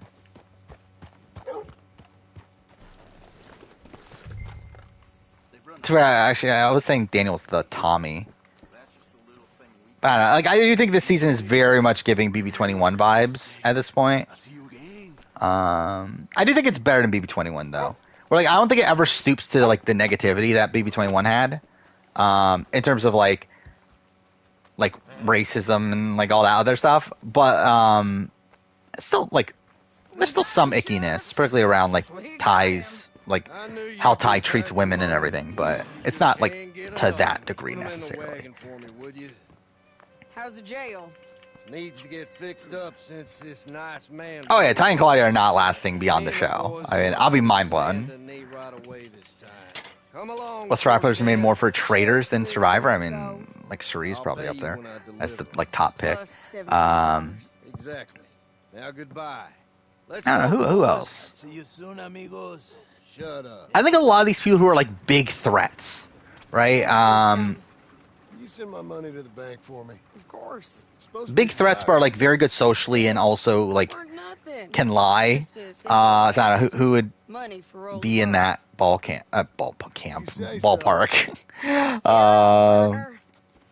Like Stephanie's good as a faithful. She's really bad as a traitor. Like she would be really bad as a traitor, as we saw in Stake in the Grass. Oh, see you later, biggest party. You're gonna miss the ending. How far away are we, by the way? Like, I feel like that mission took way too long.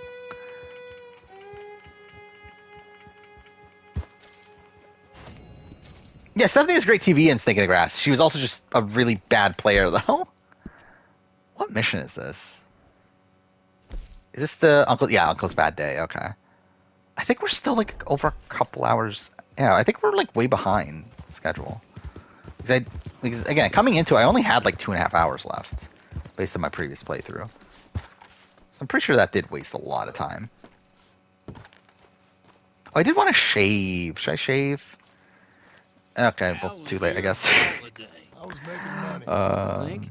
You call me lazy. You've done a great job. Well, that crew did help. The house.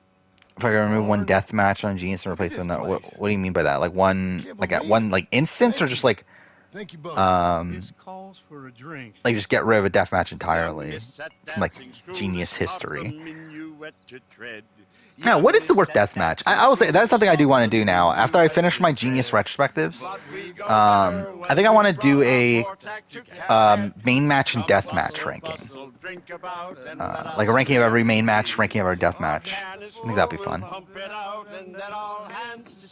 Imagine we win the traders, that would be funny. Imagine Tony even on the traders. Oh yeah, technically Nori would probably be the worst deathmatch. I mean, the thing is, it's the worst deathmatch for TV. It's not necessarily the worst like actual game. Like the actual game of it, I think the worst is probably like Quattro is pretty bad.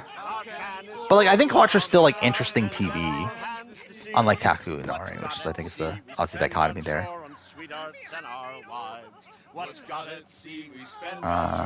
Truth Detector's really bad. But like that wasn't technically a death match. That was only in the final. But like technically, like I would include like the games that were only in the final as death matches when I do that ranking. Blackout Game's really bad. Yeah, Blackout Game just in general is really bad. Like I always found Blackout Game to be like just really really just kind of convoluted game. Get out here! Uncle's gone. He's fine. Let me sleep. I watched the Quarry video. I don't remember. Probably not, because I feel like I would have remembered it. Rank the basic white girls. What? Beth, JC, Claudia, Alyssa. No, you won't. Ugh. Is JC one? My guess is they went that way, but my other guess is they know we're coming after him. What choice do we have? I don't know. Like that's a really like Beth is the most active, right? I think Beth is the most active, but like she was also actively bad for a lot of it. JC is probably the most like level-headed, but was also kind of aloof at points. Claudia is just like all around bad, to where like she's just like really terrible strategically. And Alyssa's just kind of there. It's like we forgot about him. We should have been ready. Like JC's probably the one that like. Actually, I guess Beth was a jury threat, wasn't she? That they have said that like Beth would have won if she got to the end. So, Sarah would be an interesting traitor. You see that? Like also she like has done undercover like stuff as a cop, so it's like, yeah, I feel like she would do very well, right? I don't know about Sophie. Sophie could, like I don't know how great is Sophie at lying. Like I feel like Sophie is like the type of person that like, kind of. I don't know, like she's not necessarily like someone that lies that much in Survivor. Like she kind of tells you how it is a lot of the time. Image Game is Image Game's one like the game itself is really bad. However, and like it is also extremely convoluted, but I think it like played out well for the one time that we had it. But it's also like a really bad game though. So yeah. Guess we'll soon find out. Any of the final 6, my standing, will be one of the worst winners we've seen. I think they're all bottom tier winners. I mean, Nika could be like a middle tier potentially. And so for Daniel at this point would probably be middle tier as well. But yeah, Ty would be bottom tier. Claudia and Renee would be bottom tier. This one, okay, what is this?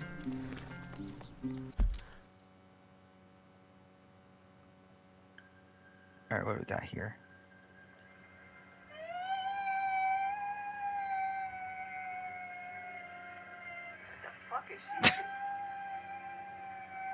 Wait, what is going on?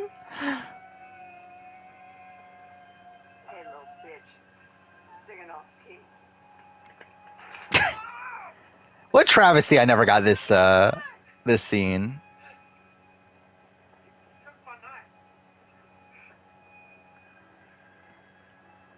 What a weird scene.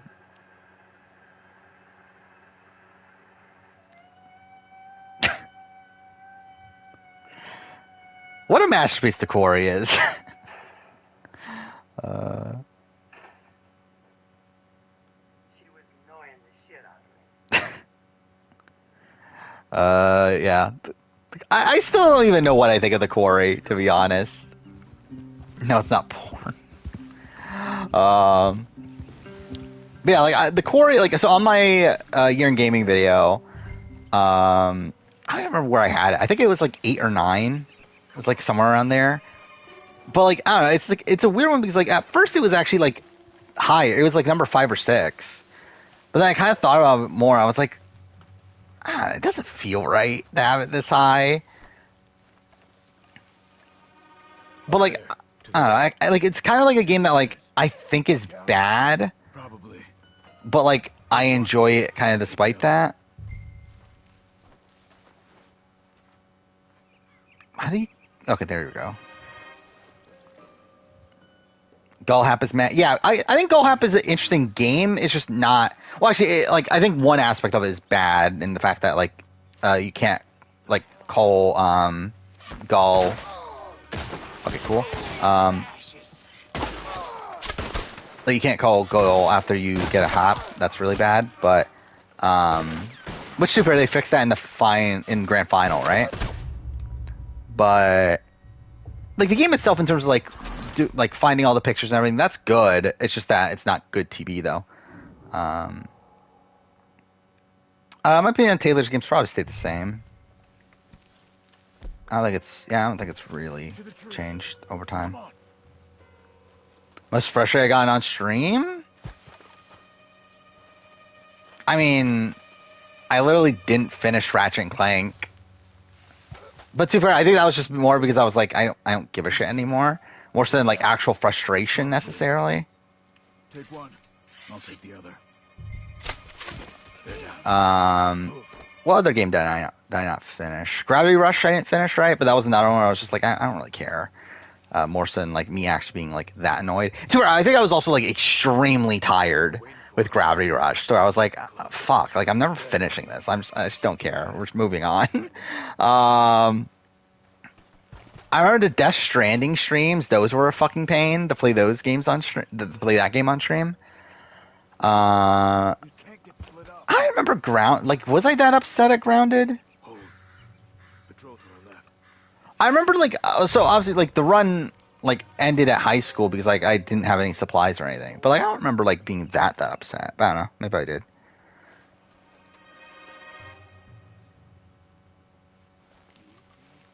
Love I mean like Supermassive I'm fine with. Like I don't think any of their games have like really elevated beyond like kind of just like good like adventure games. Like I think for me like I still like the majority of the Telltale games more.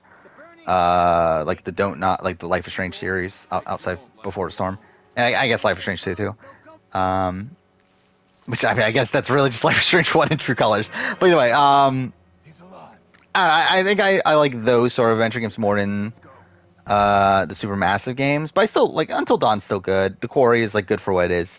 The other ones are like the Dark Pictures games. They're fine. Yeah, Man of Medan's the one I didn't like though. I played Sonic Adventures when I was a kid, but I haven't played it in forever.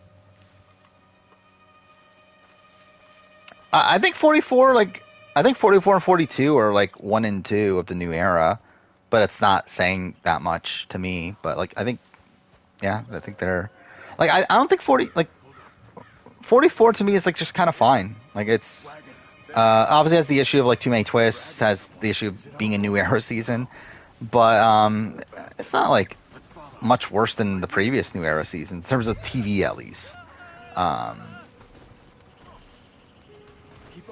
Yeah, I think that's my opinion of Little Hope too. Is I thought like most of I enjoyed my actual playthrough of Little Hope the most of the Dark Picture games. But yeah, the ending's like not great. I think like the House of Ashes. I think that's like probably like technically the best of the 4, from like a writing standpoint. Picking up. And then Devil Means just kind of like whatever, and Man of Medan's just actually bad. We must be close. Let's take him down before he gets to the rest. Take him out. Yeah. Okay.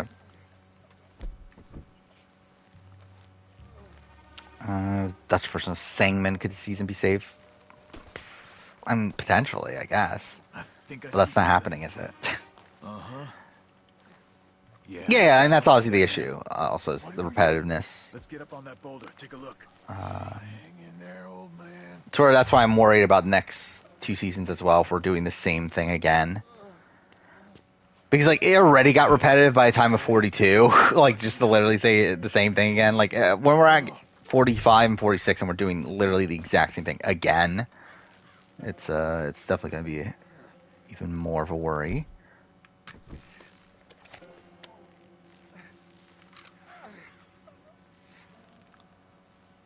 Oh. My God. We gotta go get him. Careful. Where are they? Where are they? Like Adomi was the mainline title. In what way? So you mean like if it was like a bigger game, and like more developed and everything? I think like potentially. Like I think like for me like Devil Me like. Wait, okay. I can't think. There we go. But yeah, like Devil Me like. I think the beginning of it was a bit rough. I think it kind of got better towards the end. But I think it never like really lived up to like what I was thinking it was going to be coming into, where like I very much like thought it was going to be like this kind of like Saw style story, but like it wasn't really that.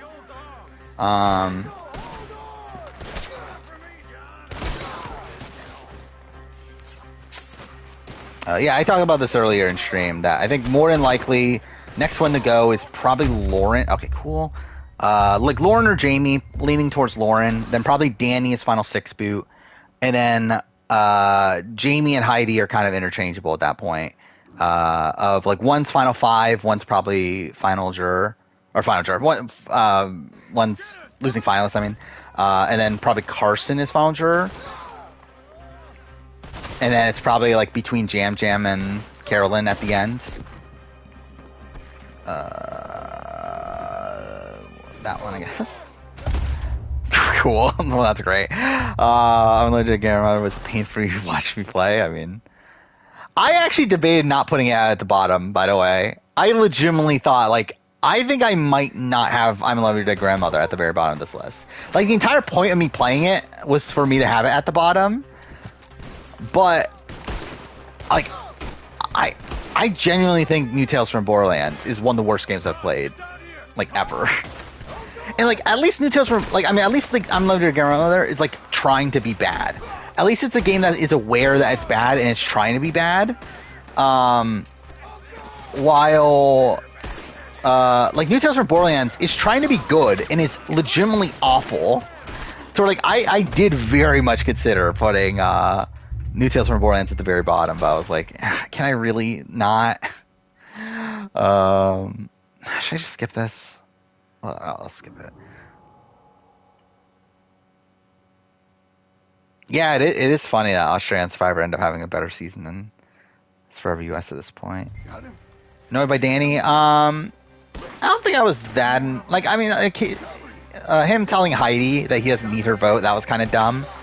But, like, I don't know. I didn't find, like, this episode that egregious. But I did think, like, last episode with him being upset at people for wanting to sit out, that was pretty bad.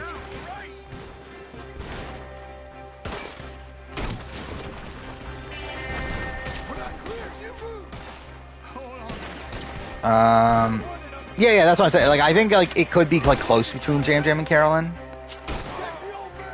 And that's kind of why they're both, like, getting this, like, really strong at it. Like, kind of in the Dom and Wendell sort of light.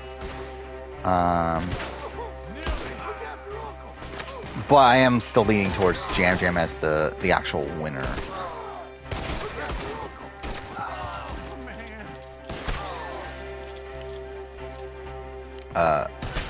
Okay, cool. How did I... Wait. Oh, did I not even die? The fucking, Oh, no, maybe I did die. Okay, never mind. Biggest issue in Carson's edit.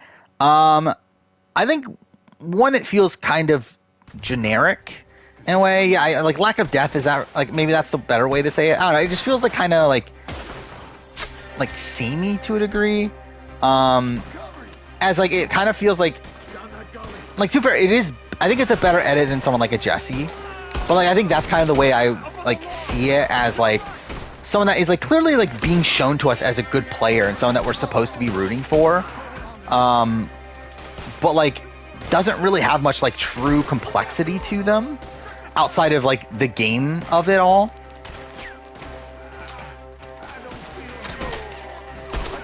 And then I think beyond that, it does very much feel like there's, like, this, like, looming presence of, like fire going on here that kind of makes me think even more so that he's probably gonna be involved in the fire making challenge at least.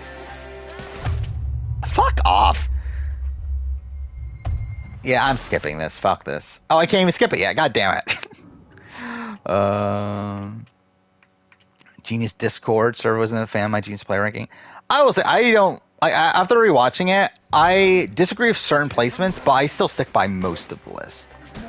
I think Jungmoon, yeah, probably should be probably like 6-7 spots lower. Like I think the fact that Poong is below Jungmoon is kind of ridiculous. I think that's one that like does feel really dumb to me in retrospect.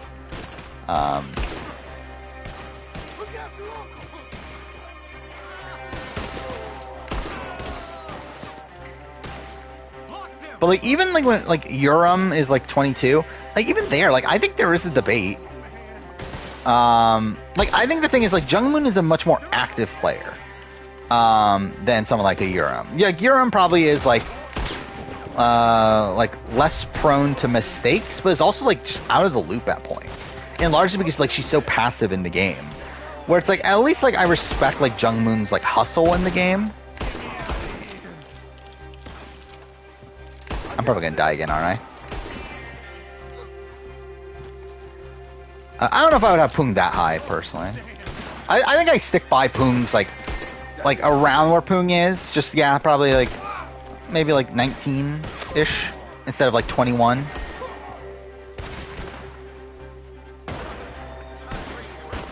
I don't think Carolyn from 30 has any effect on whether, or I don't think Carolyn from this season has any effect on whether or not Carolyn from 30 would come back or not. I think Christy is like a bigger factor in the fact that they're both like pretty much the same archetype and pretty much like both the same like story.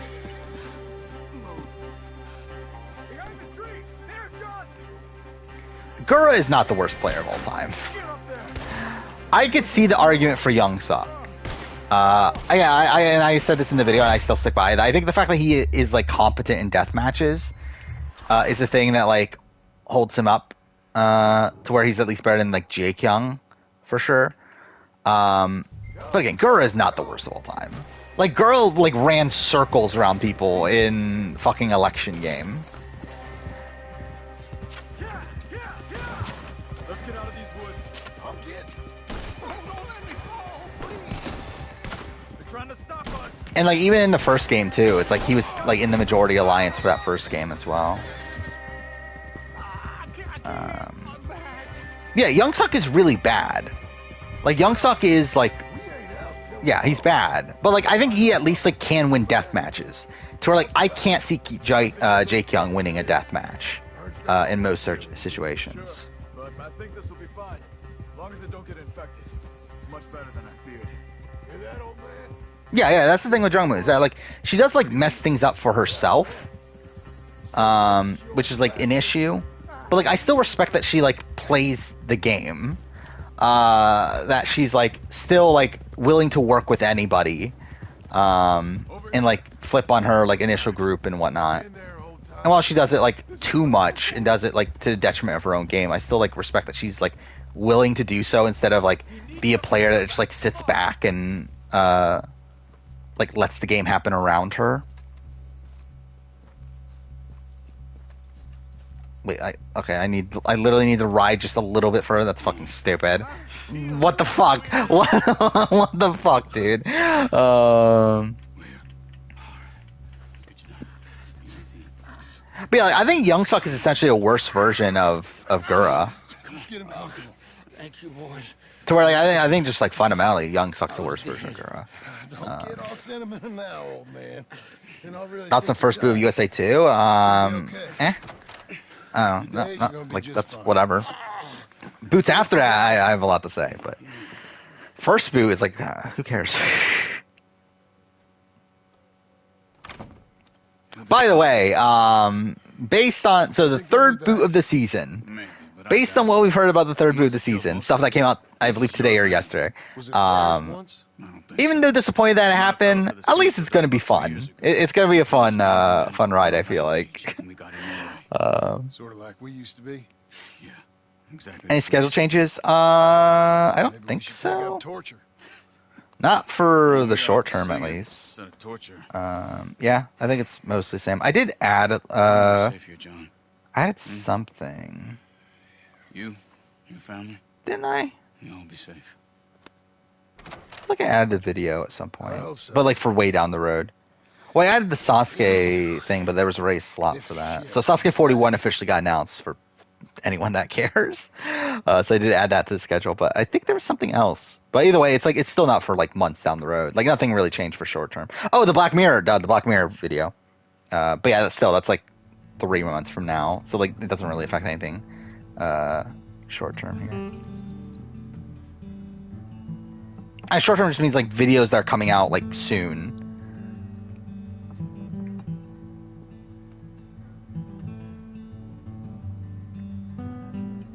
Best non-finalist for a Regina season. I mean, Sung Yu probably. Well, I mean, I guess Sangmin. Season 1. I think it's close actually. I think I could argue Sung Yu from just season 1. Season 2. Is it just Jiwon? I don't even know. Yu Young? Maybe it's Yu Young. You're... I don't know. Sounds a bit tough. Even Jinho would be in the conversation. Black You Garnet. always did have that fine way with words. It's probably Yu Hyun. Doing all right, son? Sure, Pop. Can I go see the house? And then, Grand Final. It's probably just Youngmin, right? He'll warm up. It's quite a place you got here. It's yours.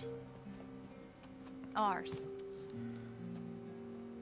So it's over Black Mirror new season, yeah. Who's my new ride? I'm kind of like I'm interested in it. I'm not like Dumb and angry. really excited for it, but like yeah, I'm interested in watching it. Your idea of a Obviously, I'll watch joke, it, make a video on the ranking. I It'll be guess. fun, but yeah, it'll be interesting. I'm interested in seeing how many episodes it is because I don't think we fully know yet, right? You mean White Bear? Is that the episode you're talking about?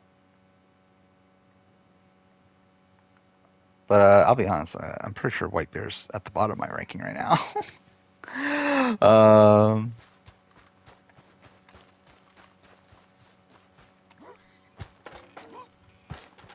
Yeah, I did not like White Bear, especially like it's like actually is it at the very bottom? It might be at the very bottom. I want to look this up right now. Out of the episodes I've rewatched.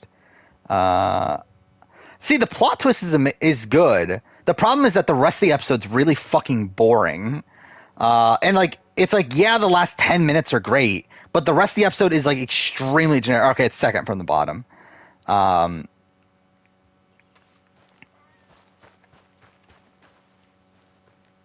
yeah, it blocked this because you said hate and white back to back. That's funny. But yeah, it's like an episode for me that like I think is like so reliant on the plot twist that the rest of the episode is just really bland.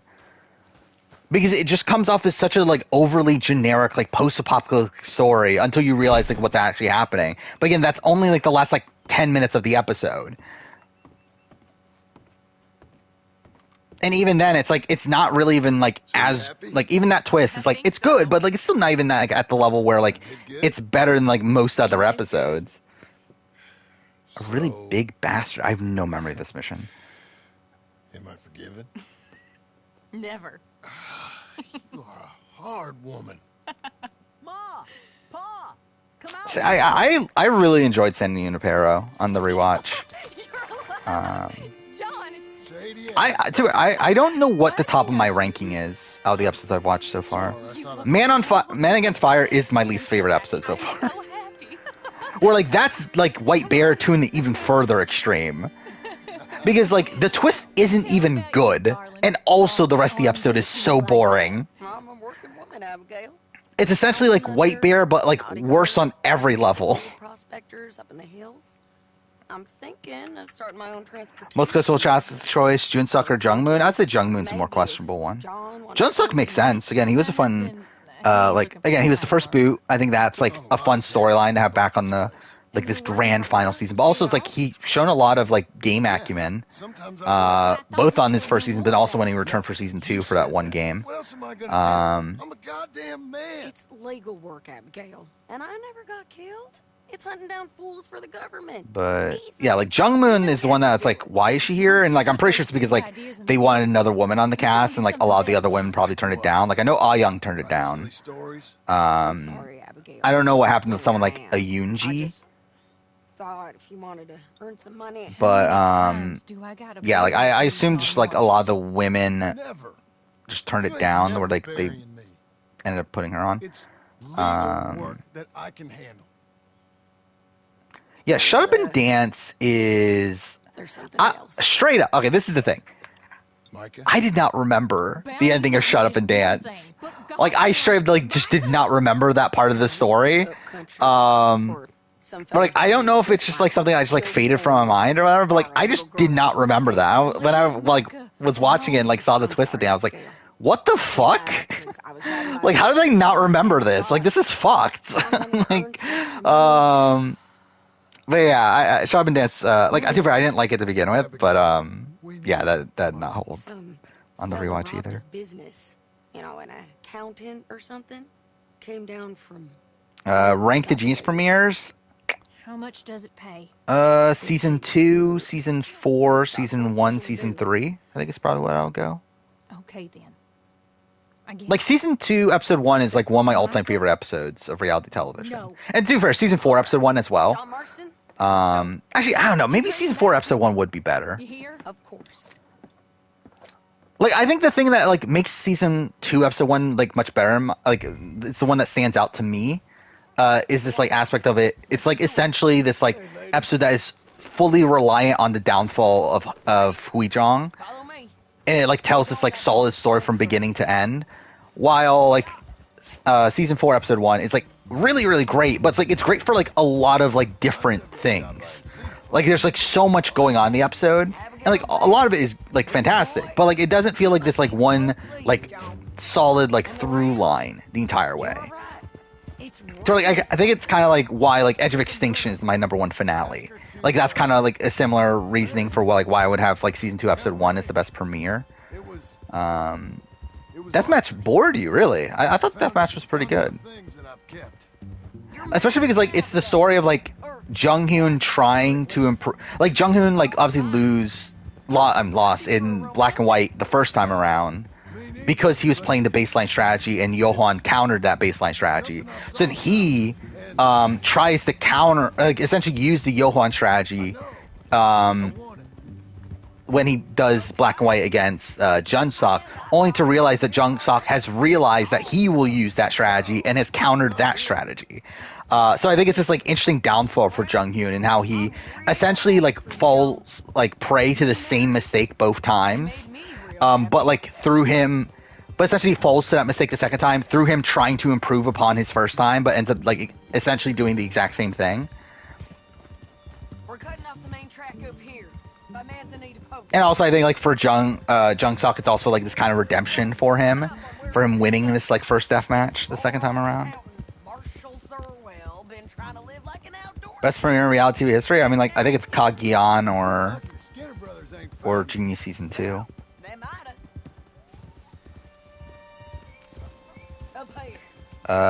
Season 3 premiere is the best death match. I think I would go. Let's take a look around. Yeah, I think I would go 2, 4, 3, 1. Like again, like as TV, like obviously Quattro's a bad death match, like as a game. But I think it made for the best TV. Like this again, downfall of Huijong, and him facing off against Yun Sung. Oh, he was from the south. Miss Marvel or Blade in Midnight Suns? I would pick Blade, I think. If you ain't become some bear's lunch. Yeah, looks like they went this way. Why is this a mission? Both of them. Like, why do I need to do this in the game? This endgame actually does drag a bit, doesn't it? It's that way, I'd say. Season 1, episode 1's not great for Black Mirror. I will say, coming into this rewatch, I've been keeping around an old ranking from like the first time I watched the series, and like I had the first episode at like number 4, and like rewatching it, yeah, it's not the greatest. Like it's fine, like it's good. Like I think it like perfectly like starts off Black Mirror and like the type of story you would expect from Black Mirror, but like it's very just kind of fine. So like yeah, it's definitely gonna drop quite a bit, based on where I had it beforehand. Okay, I think I got it. If at least you blame it's on you, I mean, well, I kind of want to be blamed, so I hope you do lose.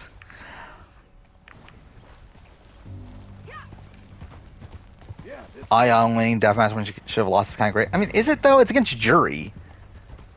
It's like if she was like up against like Dongmin. I'm too for Dongmin was like kind of a joke at the time. I don't know. If she was up against like Hyungmin or like someone that like actually was shown as like a good player, then like I think at that point, yeah. But like it's against Jury. It's like it's kind of fine. Keeps going through here. Hey, my feeling is it's back over this. Yeah, okay, where the fuck is this? I always hated the tracking system in this game. Where is... Okay. Follow me.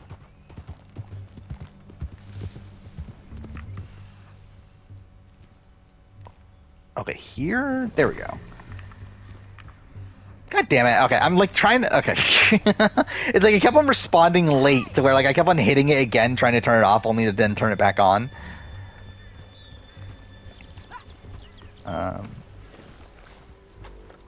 Wait, why'd they get off? Whatever.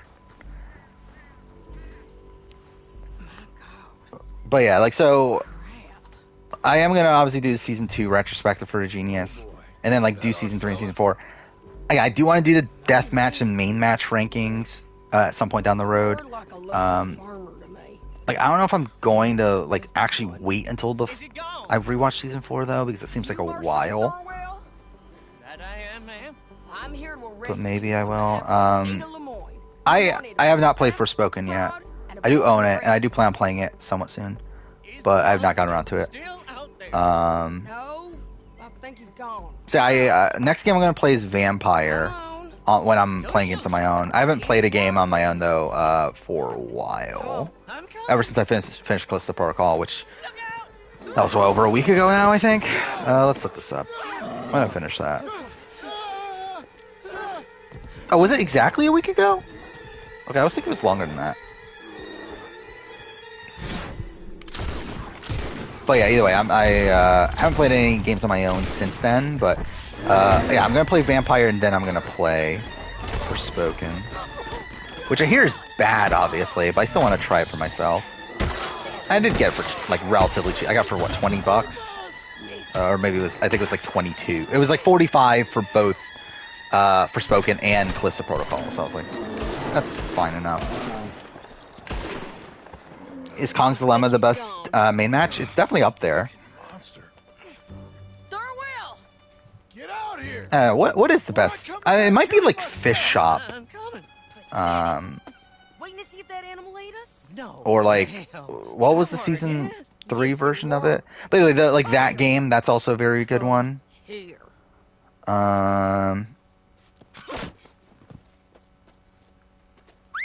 Thurwell. Oh, Carson just tweeted, so he did print out that puzzle? Okay, that's pretty fucked then. It's like Abigail. I mean, good on him. I mean, like, again, like, if production's gonna allow it, like, allow this to happen, then, like, I don't fault him for, like, taking every opportunity he can. But also, it's like, yeah, it's kind of dumb that they're allowing it. I believe we didn't kill that bastard. I do want to play the Murder of Sonic at some point.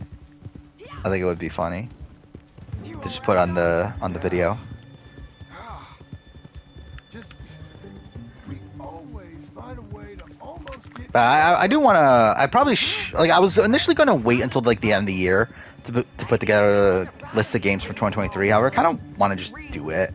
now and like kind of just like family man and all. update it over the year. I think that might be something I do. I don't know if I can do it again. I'm my own man, ain't I? But also, it's like too fair. I haven't played any game for 2023 so far anyway. I played Burning Shores and that's You it. are your own man, sure. It's not even like there's anything to actually like properly put on the list. And I get to say who I ride with. And I don't know if your ranch and your kid. But yeah, I forgot. Did I ever talk about? I'm pretty sure someone asked this earlier. I never answered it. That see, like, what am I playing after this on stream? Initially, it was gonna be Life is Strange 1. However, I think at this point I might just do Life is Strange 2 first, which feels weird. But Life is Strange 2 is the last game I need to play for a video, and I feel like I might as well just get it out of the way. Just so that I'm at the point where I can work on everything. By the way, also, this is kind of where I'm at in terms of working on videos. I'm essentially caught up on everything I can do outside, everything I can do before the editing process, at least, outside of writing, like, quote-unquote, writing the scripts for these bigger retrospectives. So, like, every video that I can prep and record at this point, I have done. Outside of the Pearl Islands retrospective, the Genius retrospective, and then the game retrospectives. Even then, I did do Black Flag already. I did record it at least. Yeah, I did start putting together the like notes for Pearl Islands today, so hopefully I can get that done relatively quickly. And yeah, at that point, it's yeah, Pearl Islands, Red Dead, Life is Strange 2, Walking Dead Season 2, and Genius. So at that point, it's all in on editing, which is pretty quick. I'm at that point. Like, it's only been a little bit over a month since I started work on this stuff, and again, like, usually this would take me 6 months to finish everything, and like, to be fair, it's still going to take a few more months. And also, it's like, to be fair, also like Survivor's about to end, which at that point there'll be more videos to add that I need to do. But still, I feel like this has been a very effective like batch of videos that I've been working on, where I'm pretty happy with like the progress I've been making on it. And to be fair, I think a lot of it comes down to like also just the script writing process, the fact that I've like kind of eliminated the script writing process, and like just like made it more so like just restructuring my notes in a way that makes it easier to record. I think that's definitely helped. I guess they are. But yeah, 2-3 hours for Mirror of Sonic. Yeah, again, I'll probably play it for sure by the end of the year. Just don't know when I'll actually get around to actually playing it. Tell me what you know. Like right now. I'm probably gonna try to start playing games again, I think. I don't know. Because I haven't played games. Like, the reason I haven't played games for a while is because I wanted to get the year in gaming video done, and I wanted to watch the Genius. But those two things are done now. But also tomorrow, I think I might not, because I think I'm gonna try just like get caught up on BB Can. Just all tomorrow night, just so I don't have to like spend my Friday doing that. Then I don't know, maybe I'll start Vampire on Friday. We'll see. Spider-Verse 2 and Street Fighter 6 come out the same day, do they? I didn't even know Street Fighter 6 had a release date yet. But also, I haven't been paying attention either. Next time my sleep schedule could be fucked. I mean, depends on what you consider fucked. Because, like, technically it's still not, like, good for, like, a normal person. But, it's, like, fine enough for, especially considering my schedule. What the fuck is happening with the horse? Again, normal people don't go to sleep at fucking 3 a.m. and, like, get up at, like, 9 to where, like, they only get, like, 6 hours of sleep, if that, every day. But, like, still, it's, like, I feel like I've been fine so far. I'm fine. Sure. But yeah, obviously, like, my sleep schedule was completely fucked during the last of this video. I don't think I'll ever get to that point again. I don't intend to, obviously. Who knows if it slips and it happens, but yeah, again, I don't intend on me fucking up my sleep schedule that bad to where I'm going to sleep at like 6 a.m. Every day. I can't believe I did that, by the way. Like I say this every single time I bring up the Last of Us video, but like I still can't believe I fucking made a 6-hour Last of Us video, but also I like literally spent like 2 weeks in a row, or over 2.5 weeks or so, like just like doing almost like nonstop working on the video, because also I took time off work, not for that obviously, but like I had time off work during that period too, so it's just like really fucked. I could see myself staying up to 4. Like that's not another possibility, but like I think beyond that now. Like I think like no matter what, I'm at the point now where like I'm at least trying to go to sleep by 3. If not earlier, but like at least, and like for these streams, obviously, like I usually don't end stream until around 3, if not later. So like obviously on days that I stream, it's like more than likely 4. But like I'm still able to like correct myself by the next day.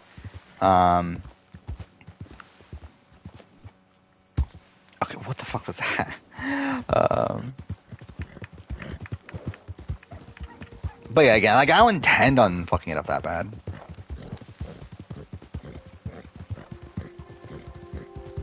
Bro, you guys are really excited for Street Fighter 6? I literally don't I own a sealed copy of Street Fighter 5? I don't even think it's in my collection. I think I took it out of the collection. I think it's on my like shelf stuff to get rid of. Because I'm like, I'm probably just like never gonna play. And like, too fair, it's not even worth anything, is it? But it's like, yeah, it's like I don't need it. Yeah, I'm just never gonna play it. Yeah, I guess that, like there's gonna be like a story mode and everything, right? So I don't know, maybe I would. I think it's like one of these games that if I see it for like cheap, I'll pick it up and play it. But like, if it doesn't drop below like $20, then I'm just like not gonna bother because I don't actually care that much. The Last was my favorite video on the channel. Yes. Like there's still issues with it because it's still a video of mine, but like, yeah. I still adore it.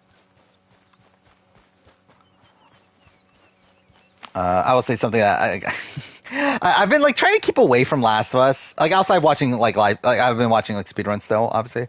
But like I'll say that like I've been like pretty removed from like Last of Us in terms of like the actual story and everything recently. To where like I did record that like cutscene ranking. What are you doing? Like probably like almost a month ago now. But like since then, I really haven't like Want to go fishing or something? haven't really touched it, or like haven't really like paid attention to it until today, where like I saw like a Reddit thread of someone like asking about Joel's decision, and it just like pissed me off again that like people don't understand the ending. But it is what it is. It's fine. Okay. So it's like I love how like someone like literally posted that like so the thing was like someone said Joel's how do you feel about Joel's decision, and then someone said it's selfish, and then the person responds, I don't see it that way. It's like like what do you mean? The entire point of the story is that you're supposed to see it that way. Like so much of the complexity of the story is the fact that it is a selfish decision. And like taking that away from the ending like really just strips it of its complexity. You don't care if we don't catch fish.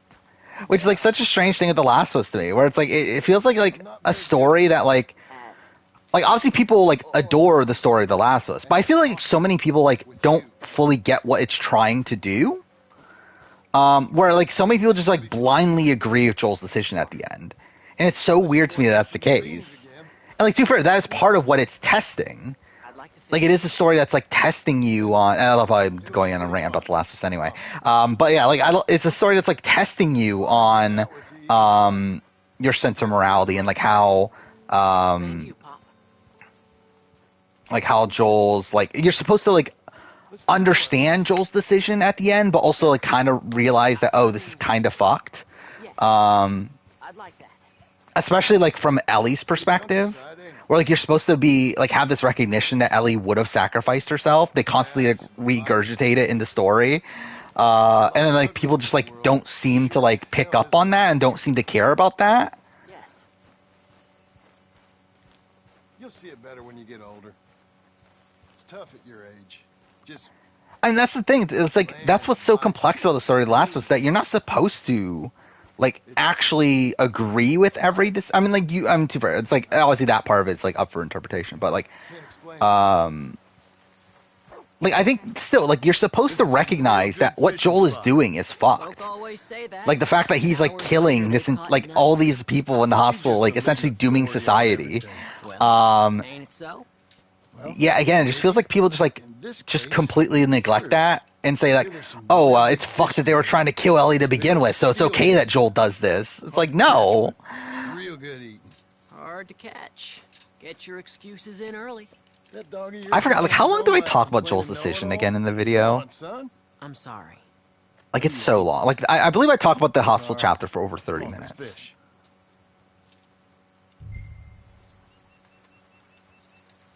Uncle Jose. Where is the He video? was the fisherman, wasn't he? The fucking view count in this video is so inflated at this point. I've watched the video, like, I've clicked on my own video, on my own Last of Us video 29 times already. That's nice. Because I've just like gone back and rewatched parts of it. I got a bite. I got a bite. I forgot my.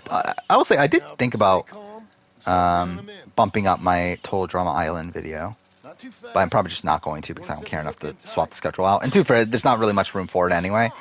But I think in retrospect, I probably should have released it around now because like Total Drama is like kind of a Stay calm. Give him a tug. like kind of back in the forefront. Yeah, like where is the decision? Either way, it's like yeah, I do talk about the Firefly Lab for 34 minutes. How you feel? I don't Like I still can't. Like I do find it funny how I told you this was Oh yeah, it's unlisted. Yeah. You did. Hey, my trip with Arthur. Again, it's not going to be actually up until the anniversary, which is a month and a half ish away. From the city. No one like that's gonna show up here. Thank the Lord. Like it's scheduled for the actual anniversary ends up being a Wednesday, so it kind of works out that way. Where's Ruby? But yeah, it's June 14th. Relax. He's a dog.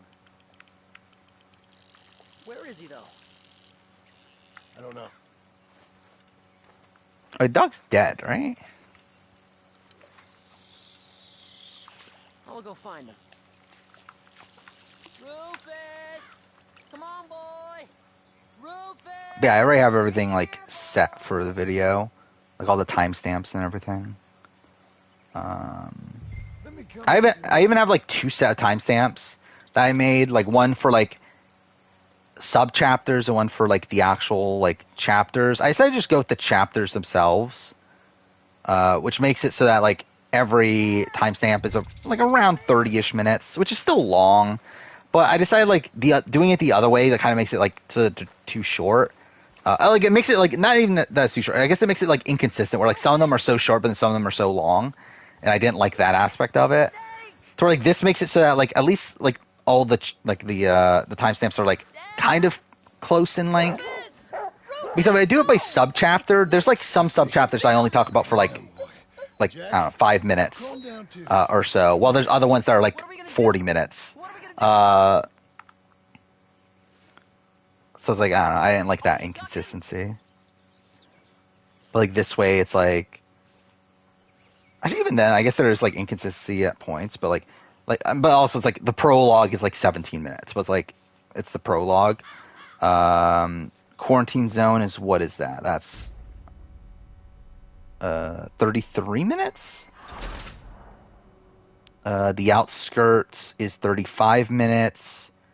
Pittsburgh is Balestown is 33 minutes. Pittsburgh is 39 minutes. Suburbs is 26 minutes. Tommy's Dam is 35 minutes. University is 21 minutes. Lakeside Resort is 47 minutes. That's a pretty long one. Bus Depot is 22 minutes. Firefly Lab 35 minutes, and Epilogue 10 minutes. So I guess it's a bit like inconsistent at points, but I still think it's more consistent than doing it the other way. What are we gonna do? What are we gonna do, Pa? I can't see the button because the fucking thing is on the screen. Dad, There we go. no. Get the poison out. Minecraft Story Mode, Season 1, Episode 6. It doesn't matter what dialogue option you choose at every decision. Well, suck it, Dad. I mean, like, isn't that the way of most Telltale games? Like, most decisions don't actually matter? Spit it out. He's gonna die. He's gonna die. He'll be okay. Or you're saying, like, actually, like, entirely where, like, everything just plays out the exact same and you could just, like, not do anything the entire time. Fishing rods and the fish. I'm taking the dog home. Abigail, can I get a hand? Oh, I didn't even know that was the thing, that you could get Game Pass for $5. And the boy. How much is Game Pass nowadays? I genuinely don't even know. What's funny is that I actually have, like, a trial for Game Pass that I never, like, actually activated. Sometimes So I think it's like a 3-month trial. things are gonna turn out. So if I wanted Game Pass right now, I could get it, technically, Dog. The dog's gonna be fine. for PC. But, It's okay, son. is it 15? Okay. Yeah, that sounds about right.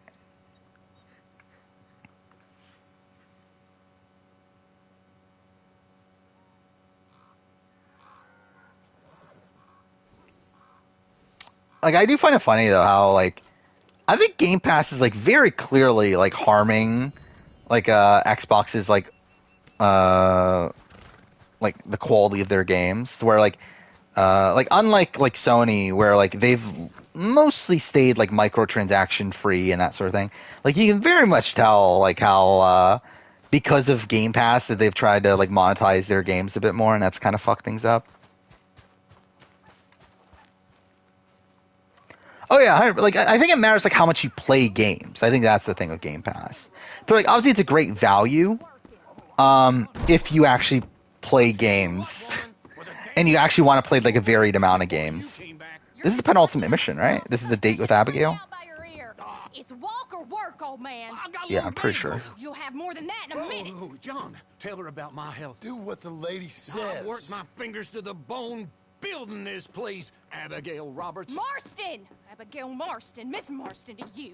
Miss Marston to you. Pretty much, except Why you certain let him extra stay? care or extra people don't.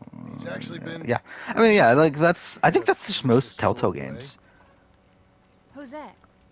That you can just, like, literally, like, not do anything during any of the dialogue choices, and, like, most of the game plays out the same anyway. It's the Geddes boys. From Pronghorn Ranch? Yeah. Mr. Milton! Mr. Milton! Duncan. Sir, Ma found some old furniture in the attic. Pa thought maybe you folks wanted as a housewarming present, you know? They send their regards. Weird thing is that you actually only play Slay Spire and Tetris Effect on Game Pass. Over here. Then we can arrange. This is What is, really like, kind of Game Pass, like, does have a lot of, like, Saved the range. great games Pa on said it, this is right? the least he could do. Well, that's about everything. I'm Send your trying to pa look my up best the regards. list of Game Tell him Pass games. He's got friends for life in me and my family. But, like, it is, like, a very, like, strong... I mean, because, like, one, you obviously have, like, all the I can't believe Xbox this. exclusives to begin with. Like, the Microsoft It's games. so kind. Which, again, like, are hit or miss, typically. But, like, still, like, having, like, every Halo game, every Gears of War game, every, Since we spent any time together. like, Forza Yes. game, stuff like that. It's, like, that's cool. But, like, even beyond that, like, they have a lot of, like, other Okay, great let's stuff, go. right? I feel like we ain't done Let's nothing together see. like this since Because, like, they have all these, like, exclusivity deals. maybe not forever, but Obviously, Redfall. That's obviously. By the way, Redfall. I find it so funny, like, looking at show for it. The ranch. Redfall. Like, people's reactions to Redfall. John. I hope it'll only get nicer. Where like, I don't know, like, Twitter's just so funny to me when it comes to, like, Xbox fanboys. And there's PlayStation fanboys also, but, like, I just find, like, Xbox fanboys on Twitter just, like, so funny to see. Where, like, people are, like, defending Redfall, and, like, whenever someone brings up Redfall, they're like, how come you didn't say this when Forspoken came out? It's like, I think people did hate Forspoken. And also, like, to be fair, Forspoken's not even, like, first party Sony. But yeah, it is really funny.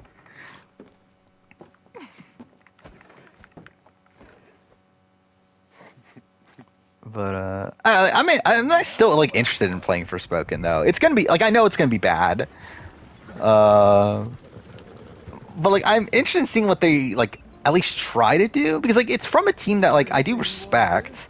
Like it's from the team that made Final Fantasy 15, which like to be fair is like a mixed bag of a game, but like I did love Final Fantasy 15 when I first played it at least. I ain't had a drink. But it does look so bad though. I let those things I'm looking at a list of Game Pass games. good, wholesome fun. Oh, is Ghostwire on Xbox now? Decent folk. I didn't realize Ghostwire Tokyo was on Xbox already. I guess. Oh yeah, I guess it has been over a year. I still got some errands Huh. to run. That's fun. What would you like to do? Maybe get our portrait. I forgot Plague Tale Requiem was on Game Pass. That's pretty good. Town takes photographs. You wanna As Dust stare at a Falls is portrait of good. yourself all day The new Assassin's Creed games obviously are there, so thank God for that. Atomic Heart, that was kind of mid though, right? Me and you. Battletoads. Okay then. Sure. Brutal Legends is a good game. I don't know. Oh, Citizen Sleeper. That's a game I forgot to mention in my video. See where it takes Is Citizen Sleeper because I wish I played it, or like that's like one of the games that like I wish I got to play.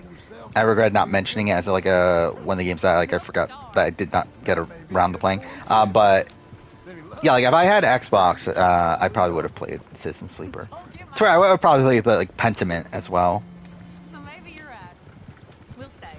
You know I am. Okay then. There was another game too, right?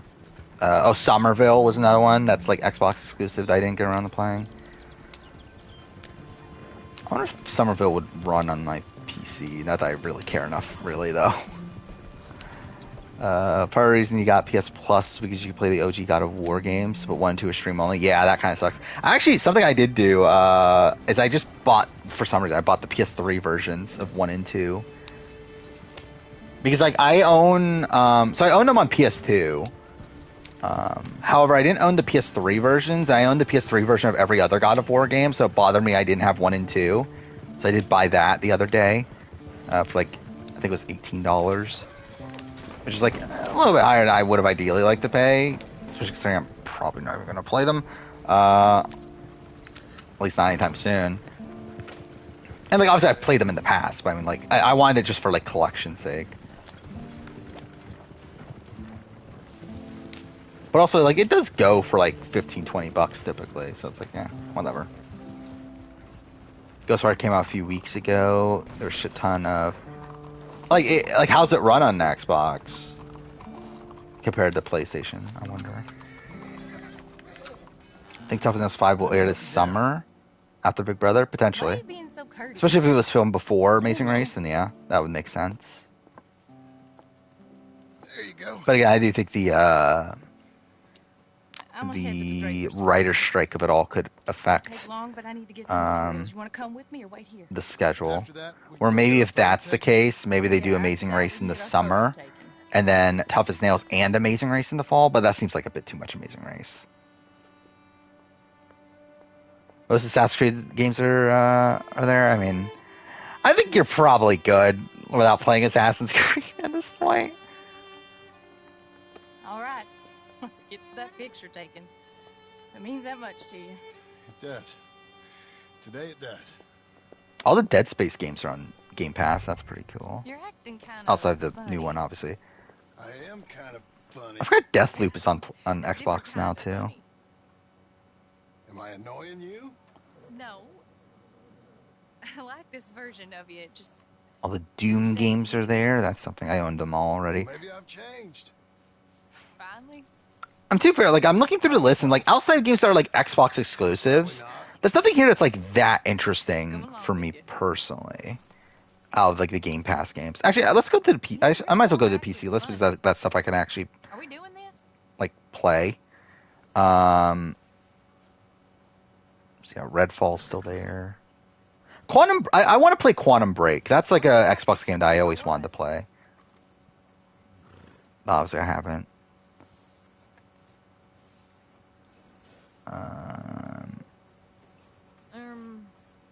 Yeah, it's still just kind of like a fine list. And it's probably not making for the most riveting streamer. All the Yakuza games are on PC? That seems weird to me. I've never once thought in my life about Yakuza being on PC. A Truck to Yomi's on there. A Wulong Fallen Dynasty's on there? That's kind of a recent release. All the Walking Dead Telltale games. Which obviously I own anyway. I love like this happens all the time with me, where like I look at like a list of like games that are available on something, and I'm like, oh, that game's there, that's cool. Until I realize like, oh wait, I fucking own it. Like, why do I care? Where like I do that when I'm like looking on like there's a couple like eBay stores that I scroll through at points to where like in like see if there's like something cheap that I want to add to the collection or whatnot. And like sometimes I like see a game that I already own there that's cheap. I'm like, oh, that's cool, that's there. It's like, oh fuck, I already own it, so there's no point. We'd like to get our photo taken. Yeah, too much Phil Kogan. Yeah, that'd be yes, a that lot. I can help you with. Yes. So Yeah. I mean, the Game Pass is definitely like a really. Like I think for me personally, Game Pass would be worth it if I had a Xbox console. Again, for PC, it's just too inconsistent. Where like I can't run everything. It's where like I don't think it's really worth it. Something, but you need a background. And like most things I can run are things that like are relatively cheap, and I could just get for like a couple dollars when they're on sale on like Steam and whatnot.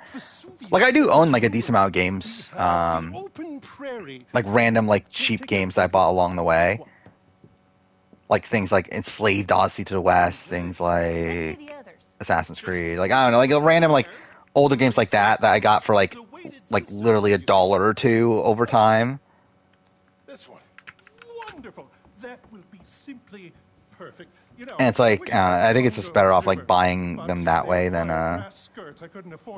getting Game Pass to play them when like I'm not gonna play it that often, especially on PC. But yeah, if I had an Xbox, I definitely would have Game Pass. Well, this is dignified. But also still, I would still buy games though. It would still bother me to not own games.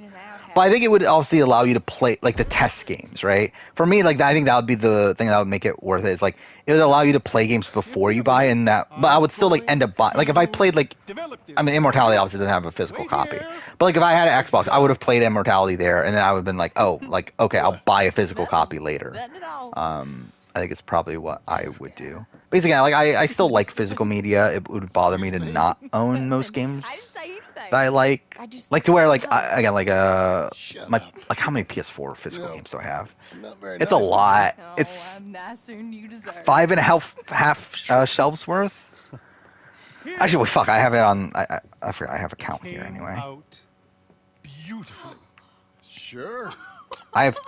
Holy shit! Is it that many? 260. I didn't think it was 260. Okay, I guess I have 260. Wow, I have 260 physical PS4 games.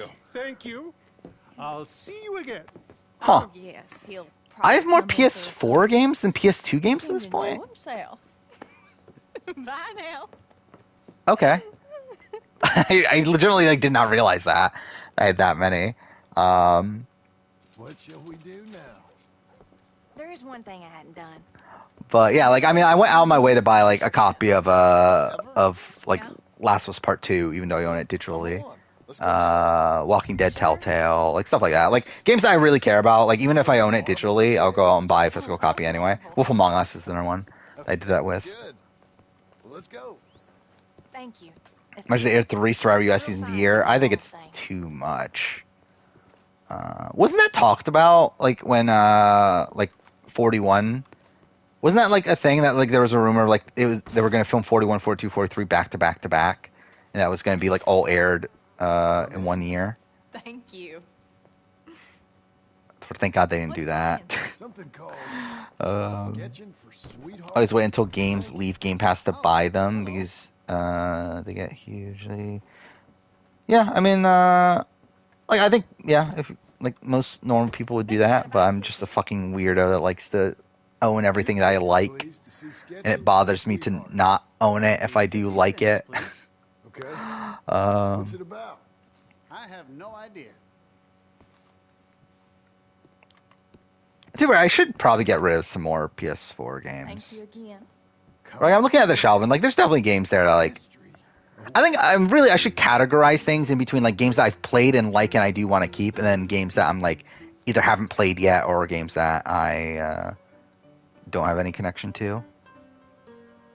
Because like looking at the shelf right now, it's like I don't know, I have like random games on there that like I'm keeping in my collection just because like it's a game that like I want to play at some point, or at least I tell myself that. I'm trying to watch this. But then more like I'll just never get around to playing. Like things like Soul Hackers 2 might be up there at this point, but I don't know, something like Stick It to the Man. Like that's a game. Subnautica. Grand Kingdom is a game I bought just like a few weeks ago too, and it's like I'm probably just never actually playing this. Well, we've seen it. No, I'm keeping every version of Last of Us. Well, I have a PS3, the original PS3 version. I have Last of Us Remastered, Last of Us Part 1, and then I have Part 2. Is that it? I guess that is it, right? So it's not that much Last of Us. I'm pretty sure I have more. I definitely have way more Assassin's Creed. Like Assassin's Creed, I have ACs 1 through 3 on 360. AC's Is it over? like that those same games, and then Black Flag and Rogue on PS3. PS4, I have every game that is available of Assassin's Creed. So AC Chronicles, Ezio Collection, 3 Remaster, 4 Rogue Remaster, Unity, Origins, Odyssey, Valhalla. Oh, Syndicate. I missed Syndicate. In a manner of speaking, I guess I think that's it, actually, right? It's just those. Well, I have Bloodlines on PSP. No, I'm not. Come on. I don't own PC Remake. I can't run Part 1. And to be fair, even the best PCs can barely run fucking Part 1 Remake, so yeah, I could not run that on my PC. Like I said, mighty strange. It's pretty small.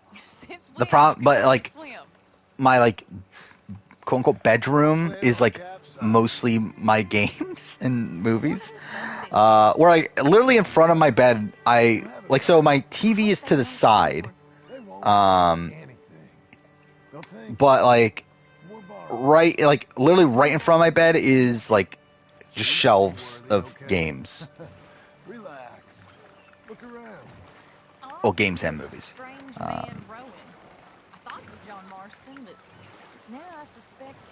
Is Death Stranding Director's Cut much better than OG? I have not played Director's Cut. So I don't know. I've heard good things, but like not overwhelmingly good things. Like I've heard that like these are cool additions, but like not really to the point where like this makes the game much better necessarily. Propose. You.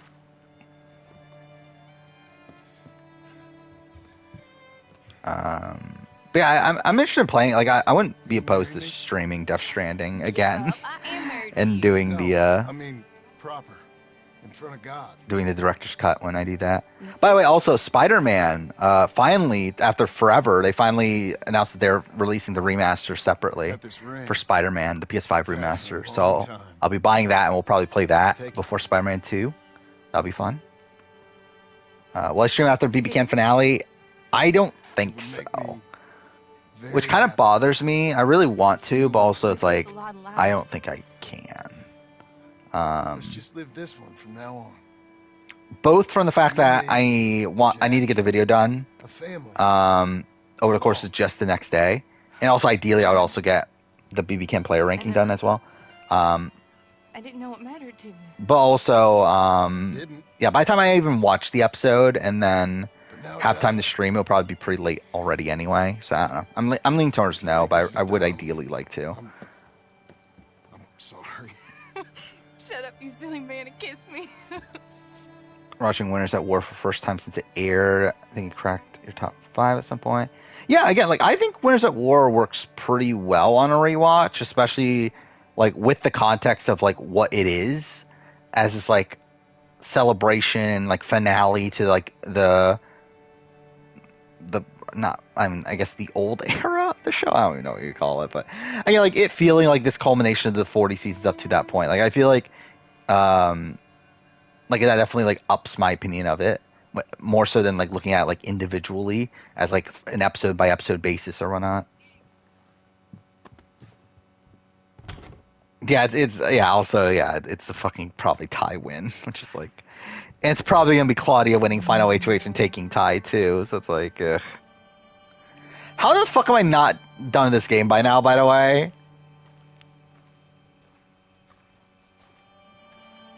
And we are at the final or about to get to the final mission.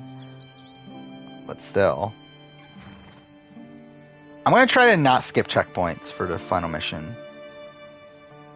Just because why not, I guess.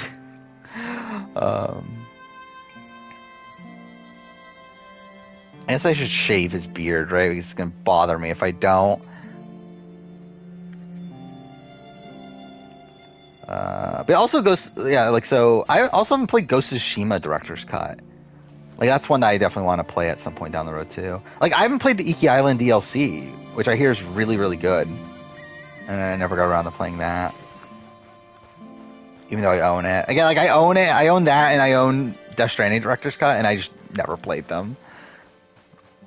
Like, I have an issue with, like, buying, like, PS5 upgrades for games, and then just, like, never actually playing those PS5 upgrades.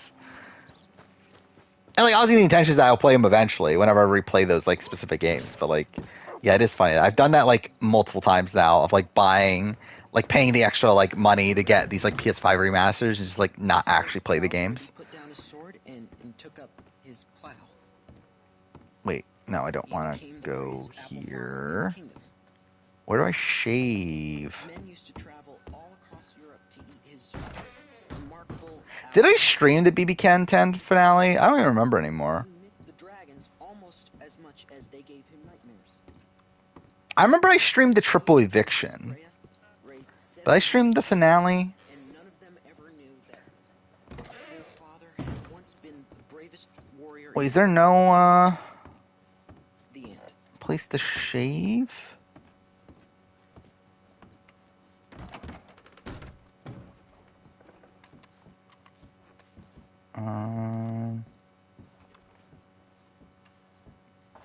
Did I stream the finale?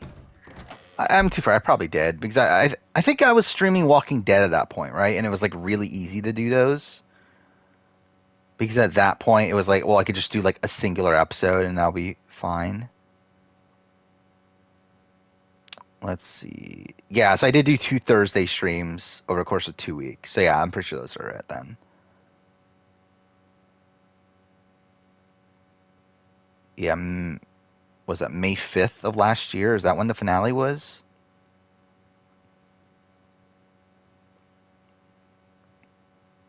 So I don't know. I kind of want to, but I also like, again, if I stream, yeah, I wouldn't be able to stream until like around midnight, I wouldn't think. Okay, not what I meant to do.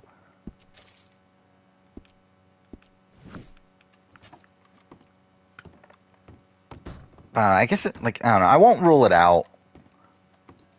We'll see where we're at next week. Here we go, final mission. I guess it kind of works out too because, like, actually, I could do Captain Spirit. Actually, that's not a bad idea. John? Ah, should I do it then? Maybe I should. I don't know because I do need to play Captain Spirit at some point, and like obviously that's gonna be a short game. So like it kind of makes sense that like to do a short stream at some point anyway. Charles, I found him. I found Micah. So I don't know, maybe I'll play Captain Spirit when talking about the BB Can finale. If we can get to him, he'll lead us to Micah. But I gotta go now.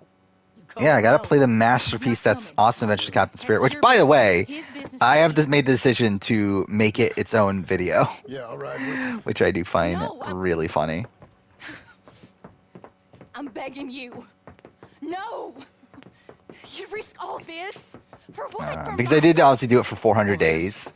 And If it weren't for Arthur, I decided, well, if I'm doing it for 400 days, I guess like for every like extra like thing down the road, like DLC-esque thing, I might as well make it into its own separate video instead of including it in the original. Or like I'm doing that with Left Behind as well, with Last of Us. I kind of want to do it with Assassin's Creed DLCs at some point down the road. But yeah, I think, like, yeah, why not? We'll do Captain Spirit video because obviously people are so excited to hear my thoughts on Awesome Adventures of Captain Spirit. let's go kill this son of a bitch then. Yeah, greatest combination ever. Come on, let's get to Strawberry before he dries out. I'll probably end up playing Captain Spirit a couple times too. Because obviously you can finish it in like 30 minutes if you're not doing anything extra. So I think I'll do a playthrough of like me like rushing through it, and then me doing like actually trying to do everything. Maybe it's like I don't remember it that well, especially like in a playthrough where you do most of the things. Because I've only played Captain Spirit twice. The first time I did everything when it first came out, which that was 5 years ago at this point. And then the second time I just literally rushed through it in like 30 minutes. Nowadays, I'm almost always killing old friends and new. Ain't there? Next PS Plus game you get might be Avengers. I don't know. Avengers is like a bet. Like I think the single player is probably better than people give it credit for. But like, it's still like not an actual good game though. Start a family if I can. I see how that life. Well, I'd like to try it. Hey, John. You'll never learn what happened to Charles, right? Or I guess Sadie either, right? Into a life of celibacy and isolation. You know, I've been At least obviously like long term. Like you hear about what they do immediately after. South But. America, maybe. It's wild, but less mean, I guess. I'd run protection for a Yeah, I mean it's free, but also it's like, is it even worth your time? That's the bigger thing. something. See something else at least. That all sounds good. Yeah, it all sounds. But yeah, like the single player is like fine. So it's like, I don't know, I guess it'll be worth like playing that. Aren't they shutting down the multiplayer too? Isn't that a thing? Okay, Strawberry. This is it. We leave our horses by the bridge. Then Or got pissed off of a coworker? I mean, yeah. No, I mean not to the point where I'm like actually like genuinely like fully angry, but like at least like annoyed, yeah. Okay, John, Charles, you take the other side of the river. Yeah, I paid for Avengers too. Too far, I think I paid. Was it 10 or 15? It was pretty cheap. I'm pretty sure. Let's go. But I did pay for Avengers. I wouldn't be opposed to streaming Avengers. I think that would be a funny game to stream. Again, the single player. I wouldn't do multiplayer. Oh, Guardians is actually like decent. Like Guardians is like a game I would actually recommend. I think it is still like a bit overhyped. Where I think people were just like kind of surprised that it was like good after Avengers. But like it is still like, yeah, it's a good game. But like some people had it as like game of the year for 2021, which too for 2021 was not a good year. But like still, it's like game of the year for 2021 is a bit much.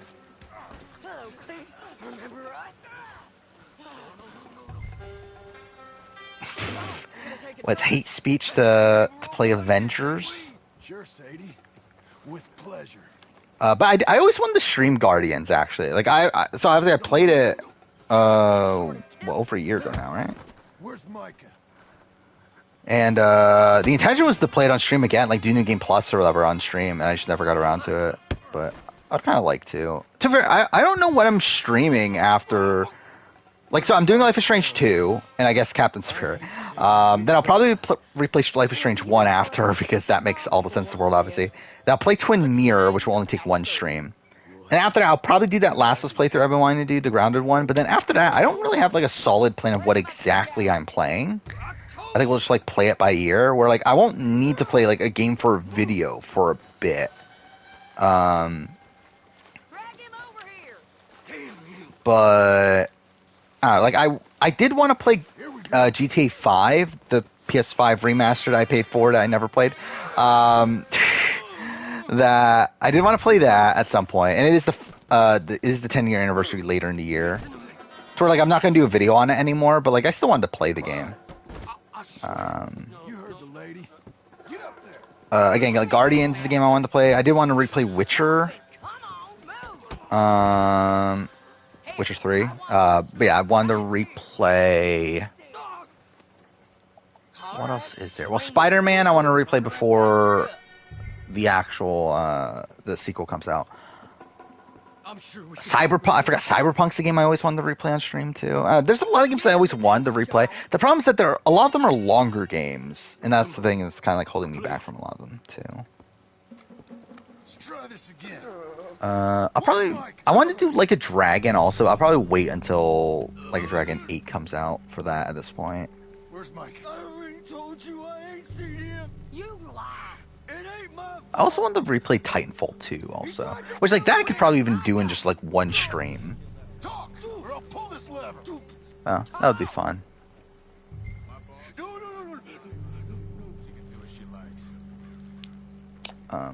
Oh, it's down? Play Immortality. I don't have a way to stream it. Well, I mean, I guess I kind of do, but like it wouldn't. I don't think it would go well to stream it and play on PC at the same time. Bad man doing bad things. But I technically, yeah, like I'll say that I don't really have a way to properly stream it. Honest. Most ruble comp beast ever. Probably Kevin Martin, maybe. Or if Bryce will spoil 44 winner like he did at 42. Hopefully not. Dude, he's barely here at this point. To yeah, hopefully not. Play Persona 5 because I really want to. It's just I don't have the time. It takes so long. If it was that fucking over 100-hour game, then maybe I fucking would. Again, like this, like Red Dead 2 here. This took us a month and a half almost to play this, or over a month. Yeah, over a month and a half because it was 6.5 weeks. But like this was 56 hours, 58 hours, something like that. Like Persona 5 is like pretty much double that. So that would take over 3 months worth of streams. It's like, and that's if I'm actually playing it like both streams of the week. Which I said this before, that if I play Persona 5, I'll probably just do like, I'll probably make it that I'm doing it like one stream a week, and the other stream will be something else. But still, it's like nothing so long. Like at that point, that's 6 months. Then it'll take to finish Persona 5.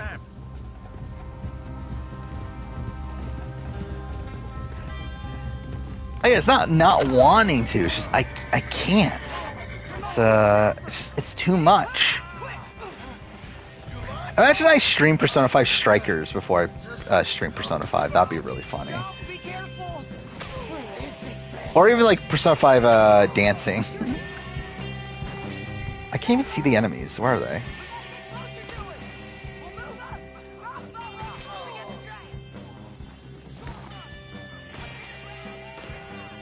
Okay, I love how like Bryce literally shows up like almost right after I said that Bryce doesn't even show up that much anymore. Like Kevin more than Ian. I was rooting for Kevin more on BB Can 5 than I was for Ian on BB 14.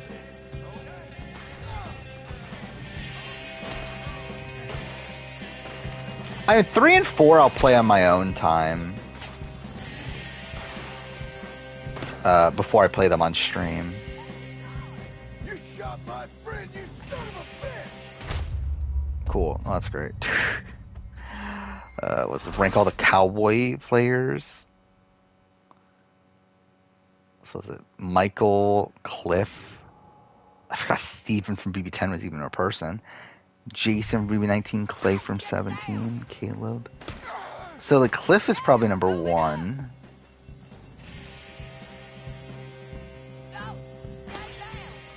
Is it just Cowboy 2 then? I don't know. That's fucked. That list sucks. I guess Cowboy, then Jason. Actually, maybe Caleb over Jason? I don't know. Yeah, it's not a good list. Oh, yeah, Saints Row would be funny. I think it would be funny to stream Saints Row.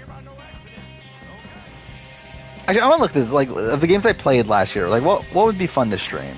Or the games I played from last year. You shot my friend, you son of a bitch! I'm gonna shoot you off that road! I feel like Callisto Protocol would make me hate the game if I streamed it.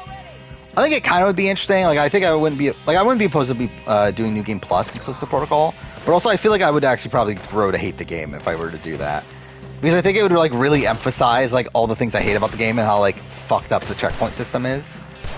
Especially when like I'm gonna die because of like points where I'm not paying attention. Yeah, Saints Row would be funny. Ghostwire Tokyo I wouldn't be opposed to. That could be fun.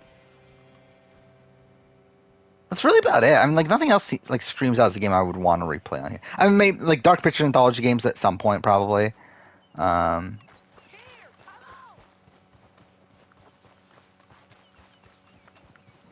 since Kevin Martin survives week 1 of a third, yeah, I think he definitely survives week 1.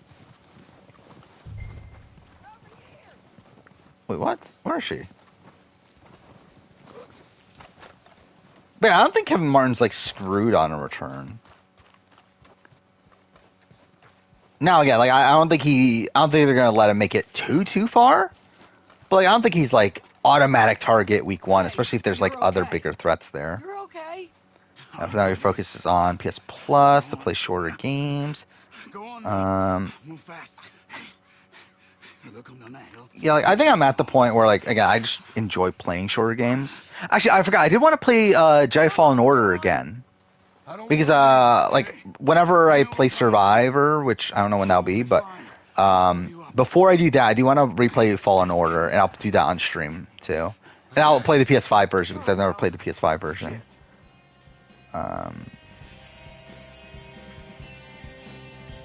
Tiny Tina's Wonderland, I would fucking kill myself if I fucking play Tiny Tina's Wonderlands on stream. How much did I play? I played like an hour and a half, I think. And I was like, this is so boring. I can't fucking do this.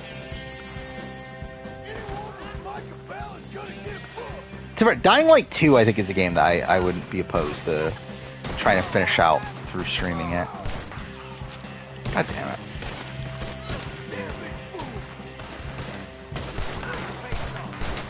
Why is no one, like, dying? Like, why the fuck did they take, like, 3 or 4 shots?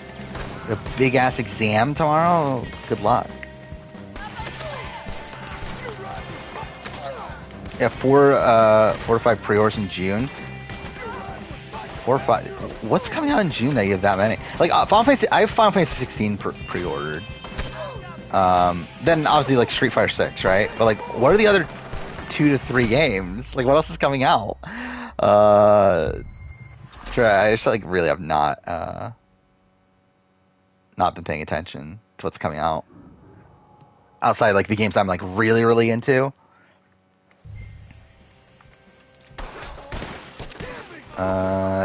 Tori keeps on mixing in Jedi Survivor when you search Survivor. Yeah, I always like see Jedi Survivor and like whenever I just see the word Survivor, my first instinct is like, oh, it's just Survivor.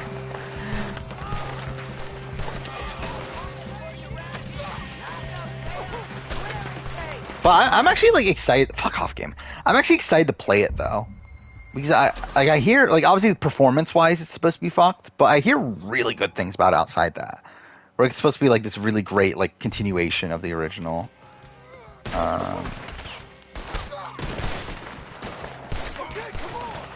Where I saw it like likened to like Forbidden West and how like fuck off, game, and how it feels like this like this like true sequel. Raincoat. I don't even know what Raincoat is.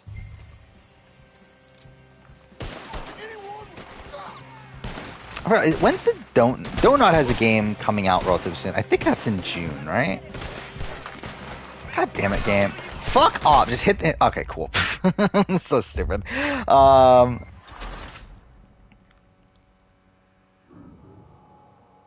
I probably won't end up playing that at launch, but I'll play it eventually. I want to see this guy play Big Brother. Who is this guy? I can tell you right away. No, I don't. I love how, okay, this is the thing that, so Jerry Springer obviously died not too long ago.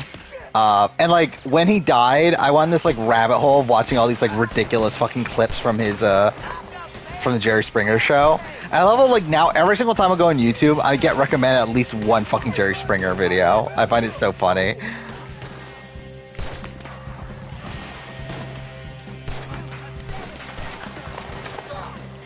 Oh, it's from Danganronpa. That's actually I should play Danganronpa relatively soon too. And I think I'll play AI first though before I play Danganronpa. And I probably don't want to play 2 back to back, considering it's a lot of visual novel games in a row. But I'll play it eventually.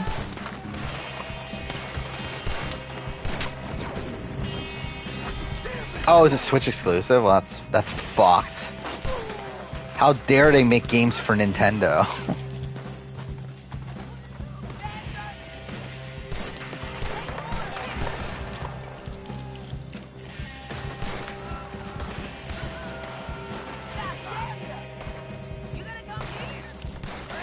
Yeah, it's kind of weird how I actually after my 2022 Year in Gaming video comes out, which is the week after my last video, I actually don't have a video game video, a proper scheduled video game video until October.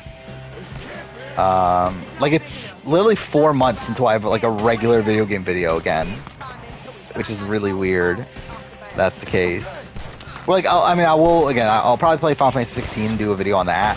Assassin's Creed Mirage will probably come out in that time, maybe. I know the current rumors that's coming out in August. So if that's the case, I'll probably do a video of that, I think. I don't know. Maybe. But yeah, outside that, I don't have a proper video game video scheduled until October, which is just weird. Mind you, I have other scripted, scripted TV sort of videos. Where, I have the Mighty Morphin Power Ranger video, I have the Black Mirror video. So it's kind of again, obviously not the main reality TV stuff still there, but it is weird to not have a proper video game video for that long.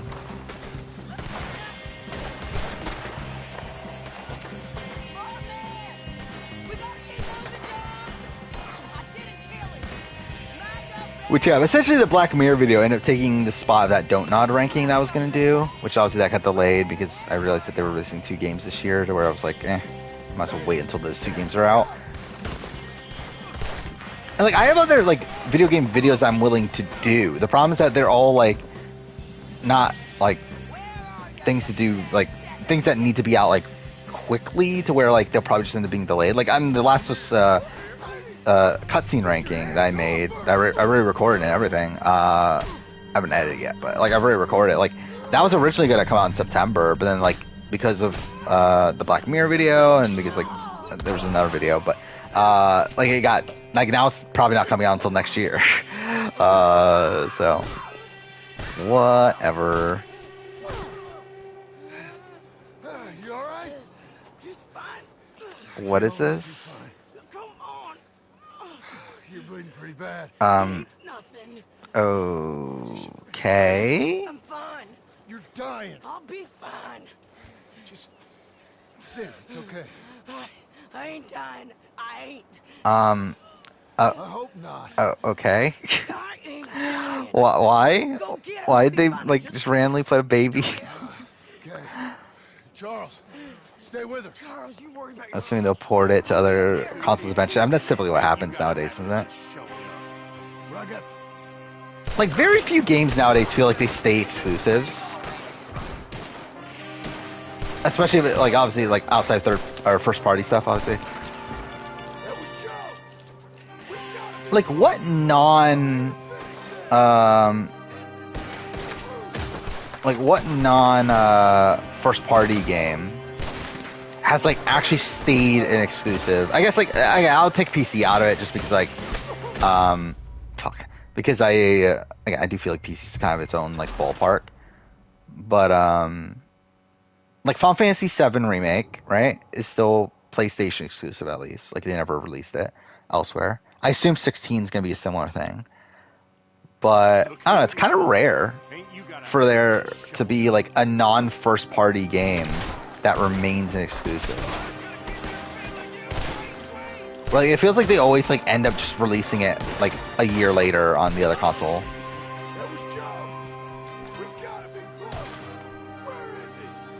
Street say it was Bryson Lawrence Child.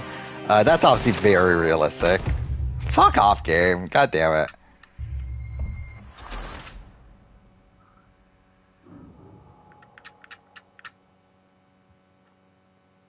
Why have you been waiting forever for this next eviction? Look who it is. Ain't you? God damn it. Oh, fuck off, game. Cool, of course.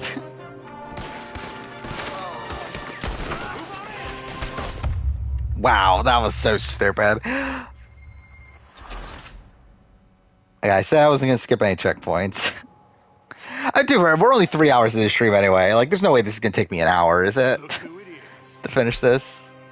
Ain't you got a habit of just showing up? But I got something.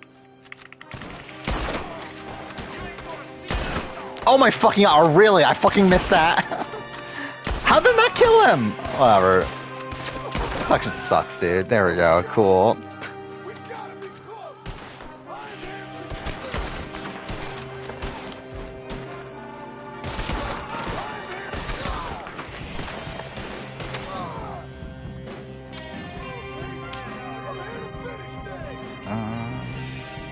I remember, like, this took me forever to finish the first time I played the game, I feel like. Because, like, this part of the fight is just such a fucking pain to get through.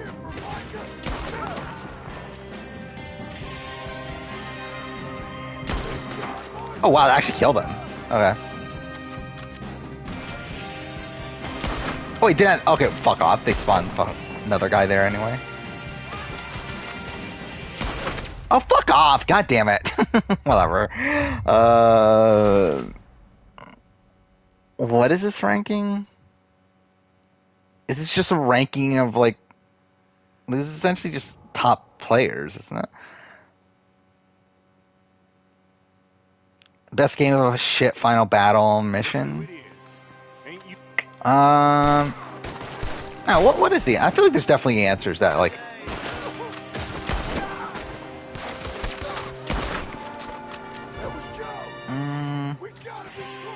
Like, nothing screams up to me right away, but I feel like there definitely are, like, things that should be up there.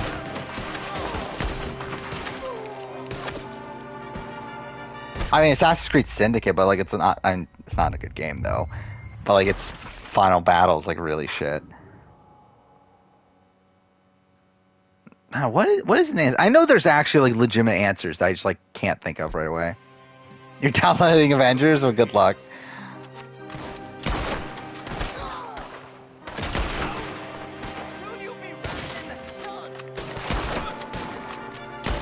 Oh, fuck off, game, dude. Okay, cool. But yeah, like, Avengers, like, there were points in there where I was like, oh, this is actually kind of good. Yeah, Mass Effect 3, to a degree. I mean, like, the thing is, like, there's no actual final boss, though, which is, like, the thing. Actually, I would love to replay Mass Effect again, even though I fucking streamed it for, like, 3 months on the channel before. I can't believe I did that, by the way. Like, almost the entirety of BB23, I was fucking streaming Mass Effect. Fuck off, really? Ugh. Yeah, how's Digimon survive? Because obviously I dropped it after like 4 hours. But how is it? Like, I assume it gets better. Again, like, I heard a lot of good things about it, but I just like I'm like, I'm not gonna like spend this much time on this game right now, like just for the sake of this video. But I would, ideally, I would like to go back to it at some point. I like Mass Effect 3. Fuck off, game, really? Like, fuck this fight. But I do like Mass Effect 3. But I do think like the ending sequence from a gameplay perspective, especially like the. Look who it is. I forgot what do you call it? Well, once you get to the Citadel, whatever they like. The new name they gave it, whatever. But like once you get there, like I think like that part gameplay wise is underwhelming. So like there's not like a proper boss battle or anything. But I like Mass Effect 3 though. Like I never like got the hate for it. I mean like I do like conceptually in the fact that okay, yeah, like your choices don't like in a game that obviously like promoted player choice, it like ends with something that doesn't really focus that much around player choice.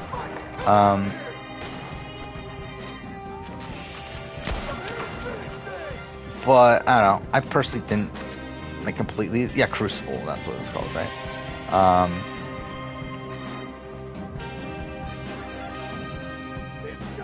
But yeah, like I've always liked Mass Effect 3, even at the time. Mass Effect 1 is a game that I used to really not like, and now I kind of do like, even though I still like 2 and 3 more. But I don't know, I have a lot more like respect for Mass Effect 1 nowadays.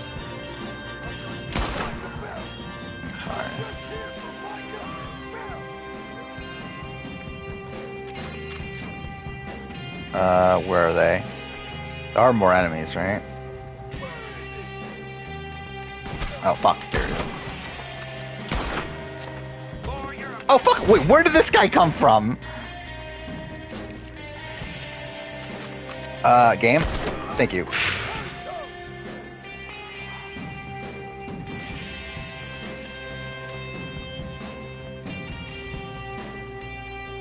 Oh, you mean draft as in it's your, like, rough, like, lit... Okay, I get what you mean now.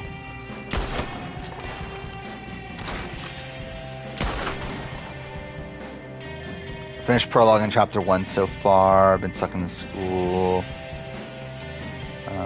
Yeah, like I got through. So yeah, it took me like, wasn't like the prologue like 2 hours or something? But yeah, like I got like a decent way through chapter 1, or like I don't know how actual long into like I don't know how long chapter 1 is, but like I played a decent amount into chapter 1, and then yeah, I just dropped it.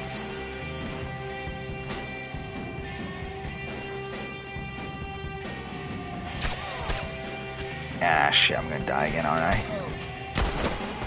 Fuck. Yep, I'm gonna die. Cool.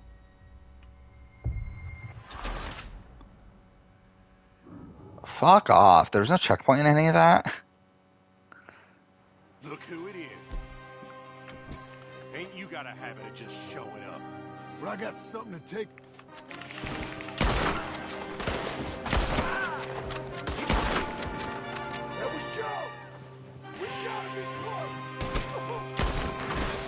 Again, this mission sucks, dude. I mean, like, it is actually great, but, like, it does, like, I don't know, it's just annoying to play.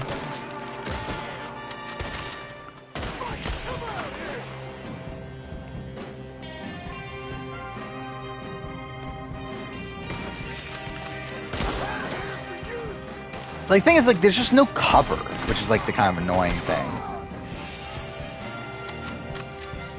Actually, I do have potions. I should... Like, I also, like, I completely forget that I have, like, potions and stuff to use. Actually, I should not have used that right there, though. Like, that was kind of a waste. Oh, wait, why am I forgetting controls at this point? Whatever.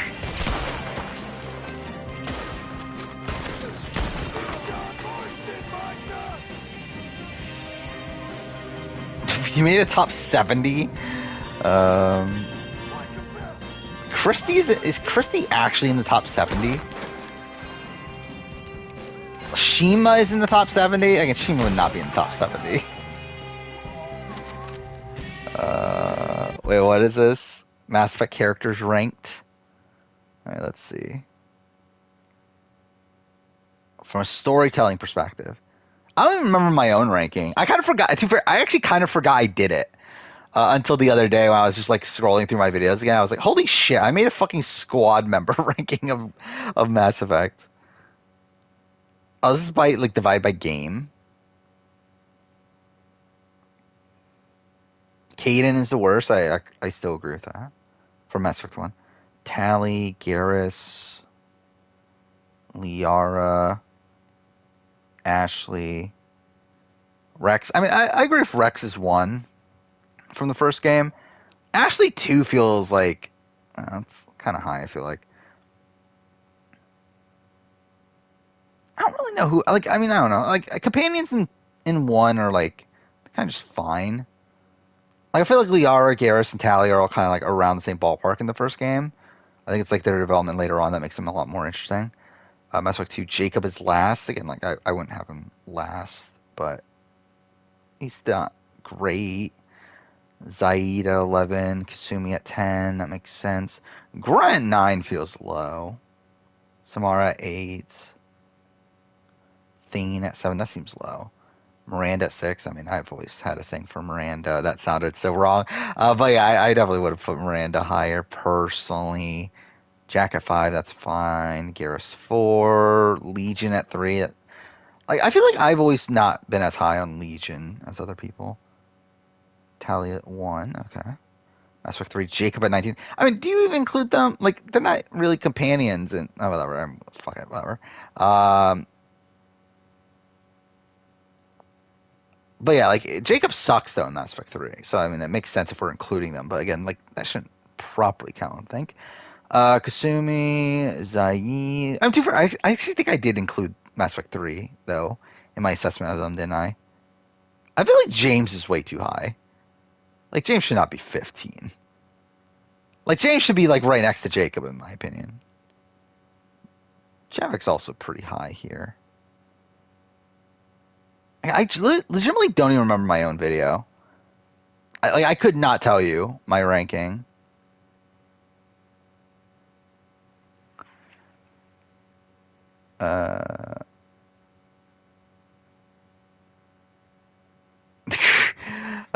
Yeah, I had to look at the Mass Effect ranking, but again, like 70 Big Brother players is a lot.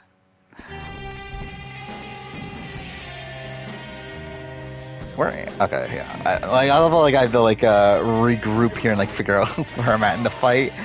Okay, so he's still there. So I mean, they're gonna show up there, right?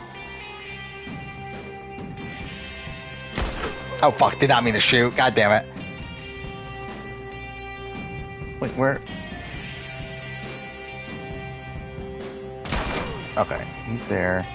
Isn't there one more over here? Is there not? I could've sworn there was. Okay.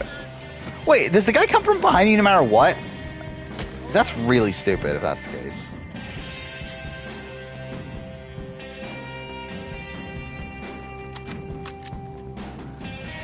Spend an hour on the rush draft. Yeah, I haven't, like, I'll be doing the video next year, but I haven't obviously started work on that yet.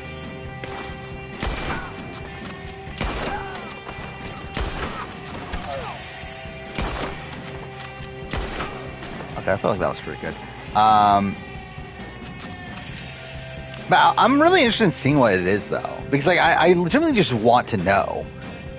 And it kind of makes me disappointed that I decided to do my Survivor one so late. So like I kind of want to just see. Oh,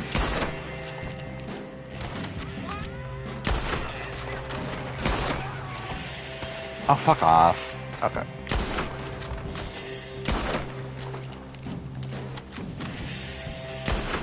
Oh, fuck off! God damn it. Fucking auto aim fucked me up there. Alright. Is that everyone? Oh, fuck it, there's more up here. Okay, we're almost there, though. There we go. Fuck, okay, maybe not. Is that it? There we go. Fuck me, dude. Fuck that fight. Okay, well, okay, I guess there's more.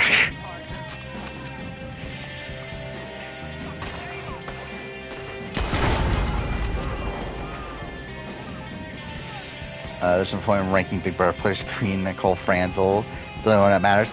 I would say so. And Nicole's in the top 10 now. At least there's that.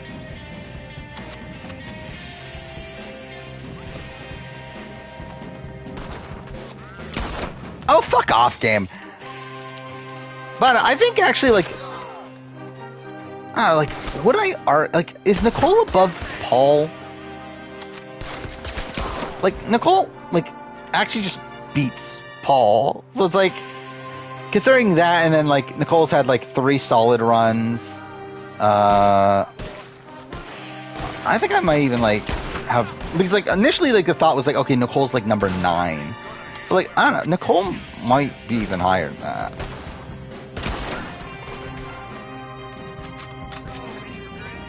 Oh, fuck off. Of course I missed that.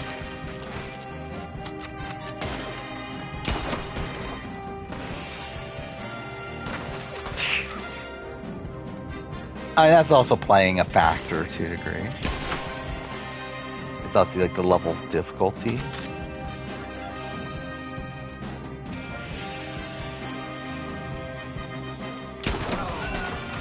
That was super lucky. I should have died there. Or I got hit at least.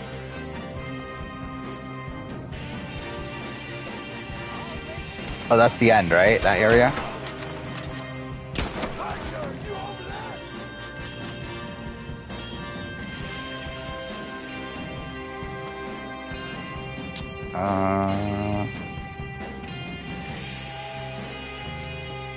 Is that it?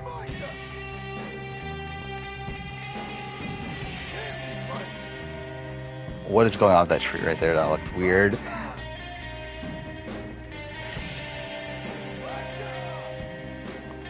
You generally think Nicole, Ica, and Tilly are your favorite Big Brother players. That's really random. Again, especially Tilly. Like, Tilly is actually, like, your favorite, like, one of your favorite Big Brother players ever.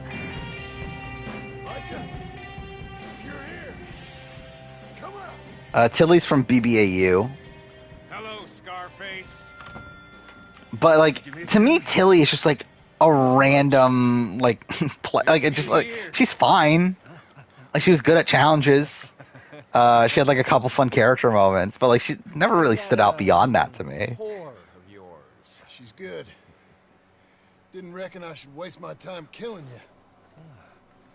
But I felt different. So it seems. Oh, where's the... Okay, let's see if I can maybe after all this find the list again. I'll go pay her a call. And okay, so I see 51 through... Okay. Whatever you say. So, like, the top are the, like, same, like, sort of people that I would have. I think, like, a couple of people, like, swapped in and out. Okay, fuck off, game. Oh, I forgot, this is the final part. How do you do this again? I don't even remember. Isn't there, like, a specific thing you're supposed to do here?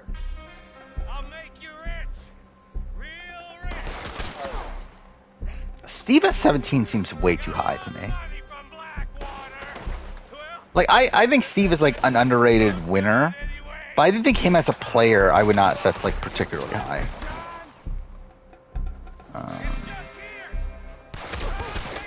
But again, like, I haven't actually, like, fully put a list together to where, like, I know exactly about it. It just seems high. Memphis at 20, is that high? I don't know. Brittany at 18 might be a little high. But yeah, it's just based on feeling, though. Tommy at 21 feels high, but maybe not. Boogie at 25, I think I would... Would I have Boogie that much higher? Oh.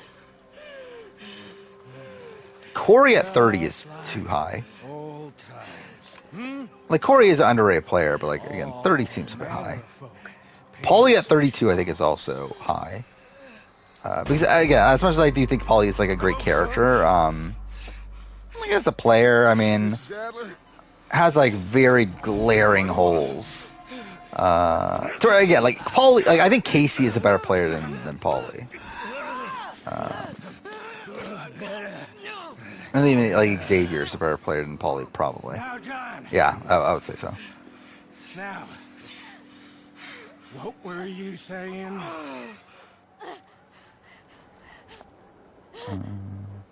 Dutch and I are teaming up once more. We got money. We got. Do you even do anything here? You don't, right? Join us, John. Join us. For respect to Tilly's name. She got a target on almost every HOH she went. I mean, I guess. You started. You betrayed me. Jesse Goddard's at 44 just seems funny to me. It's not necessarily incorrect, but like it does feel funny that he's that high. Actually, Allison should be higher than Jesse Goddard's. I think differently. Join us. Mark at 51 seems ridiculous also. And DX at 52 seems ridiculous also. Which again, like, I don't know, maybe when I do the list they end up being that high, but like that seems ridiculous. Claire at 56 is also seems a bit ridiculous. Put down your gun. Victor at 59 feels ridiculous too. Say something, Dutch. Angela at 60 feels ridiculous. Caleb at 62 feels ridiculous. I mean, like, a lot of this feels like really bad, but it might not be. Because I haven't like properly like made my own list. So for all I know, like that is legitimately like all the like decent like rare players. Like these people being this high like does make sense, but like it doesn't feel right that these people are this high. But yeah, it definitely could be like, the actual case. So here we go. The end of the game. There we go. This took an hour longer than it did in my initial playthrough to these final missions, but whatever, it's fine. Thank you.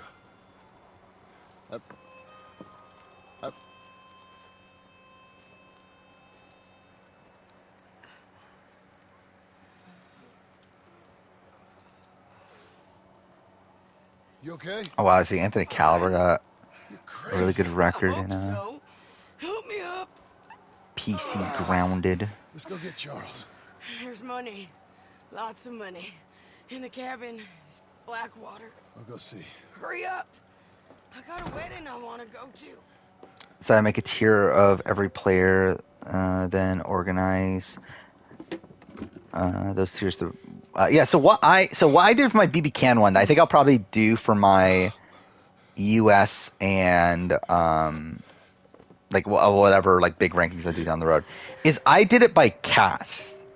Is that initially I ranked the cast based on how I feel about them as players, and then essentially I did like kind of like a battle. Well, initially like I think what I did is like, so with BB Can, like I would have like rank BB Can 1 and BB Can 2, and then mix those two lists together, and then consolidate it into like 5 lists there, and then like essentially like kind of pick off the bottom people and like face off the bottom people against each other, and then eliminate them one at a time. And then after, actually no, I forgot something else. Yeah, actually I did do tiers. That is something else I did. Is that initially when I broke down the cast, I like also broke it into 5 tiers too. That's something else I did.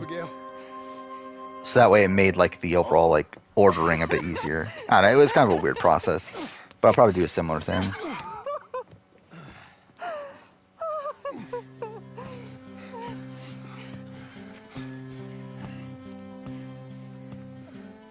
We're like looking at my the actual copyright claim. That's gonna be cool.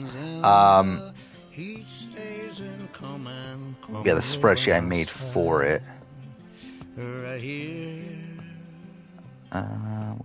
it? Here. Oh no, I guess it was more than 5. How many tiers is this? 1, 2, 3. I guess I had 8 tiers. I didn't realize I had 8 tiers. I don't think it initially was 8 tiers though, was it? 1, 2, 3, 4, 5, 6, 7. Oh no, I initially had 7 tiers. Okay, I guess I did have a decent amount. But anyway, I mean, like, yeah, I did it initially by ranking. Oh no, I did do it. Okay, no, I did do it. Come and lay by my side. Okay, I don't know. Okay, I guess I just like messed with these spreadsheets so much that it just looks fucked. But I did it initially in 3 tiers. Yeah, so I ranked every cast first. Then I guess I broke it up into 3 tiers. And then yeah, I did that like elimination process. I don't know. Whatever, it was a weird process, but I'm excited to do it for Big Brother. I think it'll be fun. I forget that I'm in the cage. They bring me to Sunday Mass. Top 200 list of what? Oh, Big Brother players. I love you and the world. Scott is on. Wait. Adam Jasinski is number 193. But Scott is number 189? What is this? Okay, this is a rank. Okay, this is a ranking of every player, but as a BB16.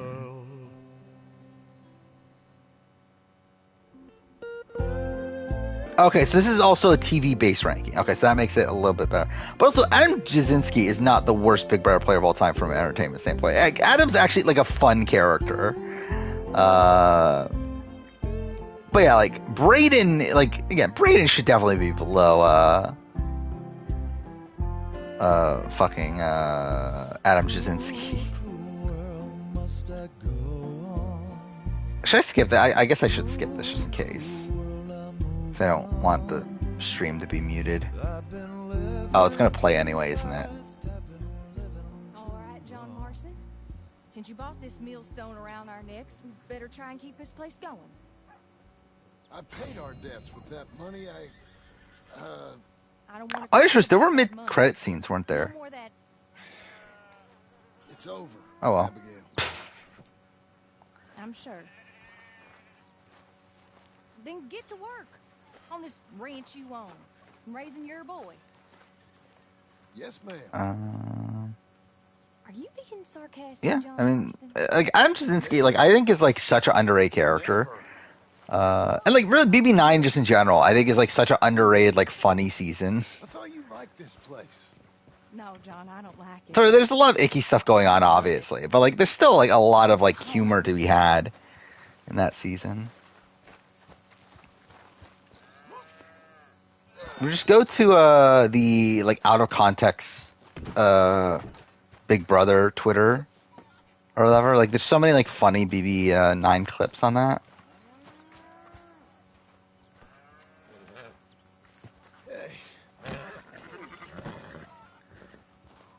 Like as a player, I would say like around the 40s makes sense for Adam. I think like top. Like, yeah, I would say like around 40 or so. I think that's kind of where I think I would put him. Like, he's not like at the top of the list. Like, he's not like amongst the greats or whatnot. But, and like, I do think he played like a solid game. But I also feel like that's probably like one of his better scenarios. Or like, I think he is like a pretty messy player still.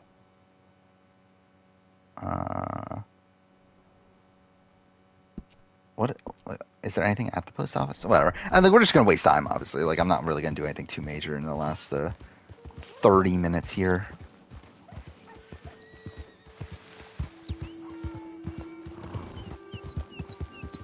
Jeff, I think, is just such a tough player to rank. Yeah, I'm not entirely sure where I would have Jeff. Like I think Jeff would be below Adam. But, like, I don't know by how much, though.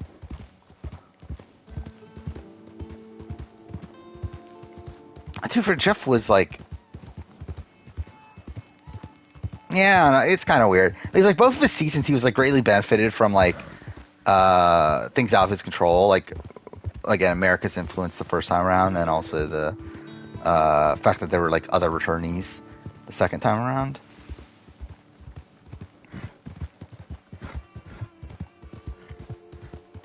So yeah, I don't know. And like obviously he's not like a likable person, but like, or like I guess it depends on who you ask. But like at least from like a modern like lens, he's not the most likable person.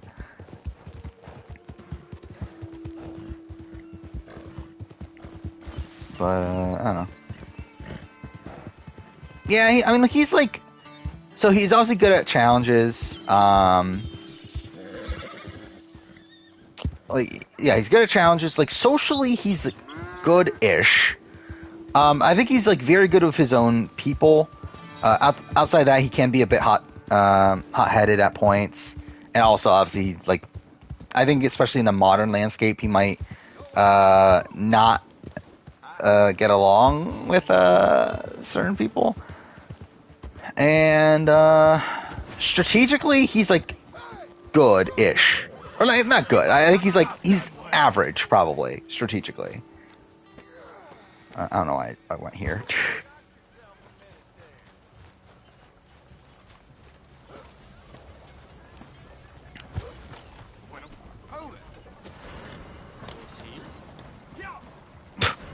What's going on?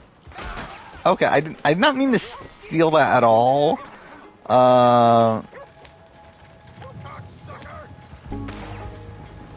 Jeff is just Brendan with better luck and a less insane spouse. I mean, I guess.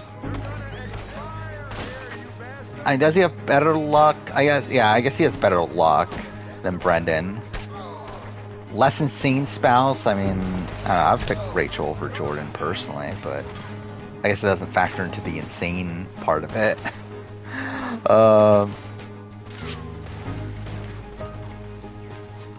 But yeah, I mean, like, I think like Jeff is kind of like a slightly above average player in my eyes. And actually, I think in like most things he is average. It's just that like most Big Brother players are bad, so because that it like makes him above like average on the list. Where like he's definitely like top half.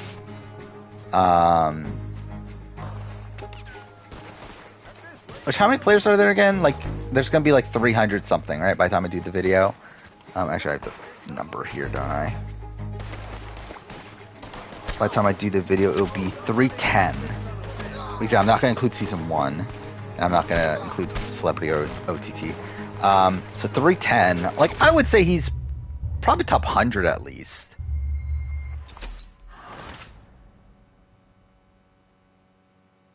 He probably is like, I don't know, probably like top 75 or so. I don't know. I think his issue is threat management. That and also, again, still not, why not pause? I really don't care. Again, like, we're not doing anything right now. I'm just like wasting time, essentially. 79, that sounds about right.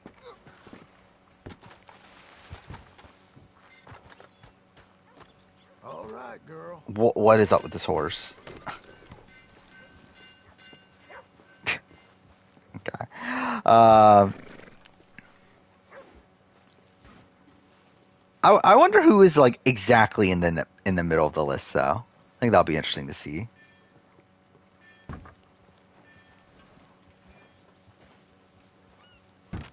feel like as time goes on, the more and more I understand the game of Big Brother, it feels like second nature to you. Oh yeah, Alyssa Snyder. Yeah, that could be a decent pick there. It probably like who is it on US again or US? I mean on Can. Wasn't it like Cal Moore? Wasn't that the case? Cal Moore, BB Can 9. It was something like that, wasn't it? Oh my god, why can't I find my own spreadsheet now? There we go. Okay, so there's 148, so 74 would be the middle. Oh no, it was Ramsey.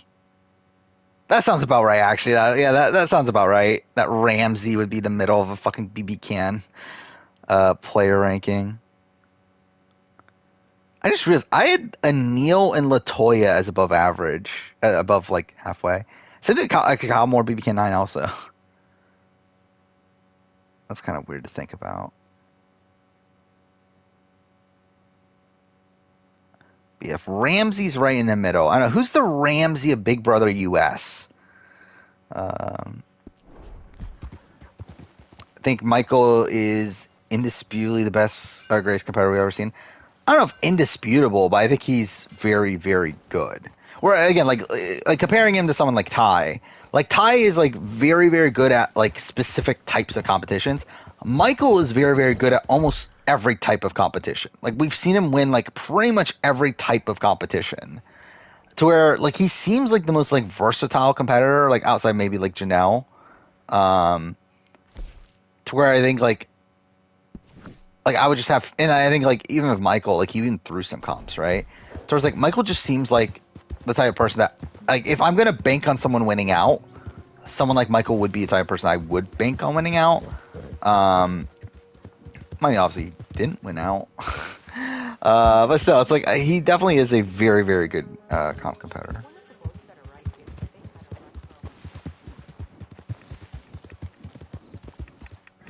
Michael would be high no matter what. I'm like Michael. I think is like an actual good player. Like still flawed, but like every player is flawed. But like most players like still have like pretty major flaws. So I think even like having a major flaw, you could still be like very high on the list. I'm too like Paul is in the top 10 despite the fact that he like has no recollection of how to manage a jury. Cool.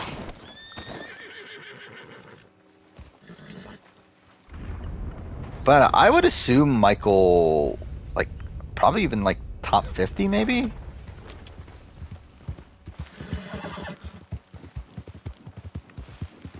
Maybe, I don't know. Is Michael the best player of BB24? In terms of like actual all around like player, not in terms of like game that they played. Like I think I would argue it.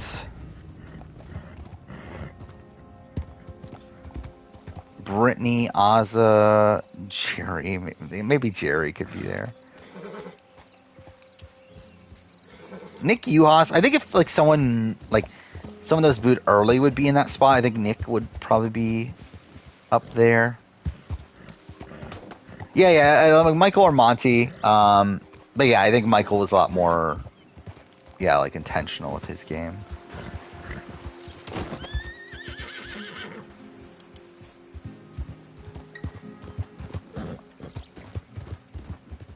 Where I think Michael probably made like less mistakes than Monty, even though things obviously worked out for Monty.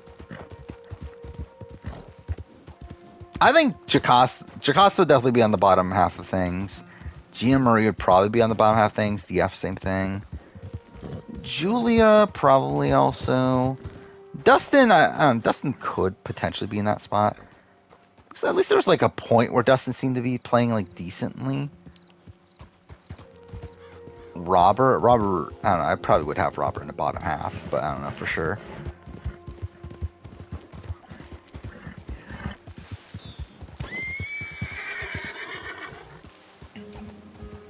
Nick kind of feels like a Ramsey style person, but also like Nick's just a lot more unlikable, but.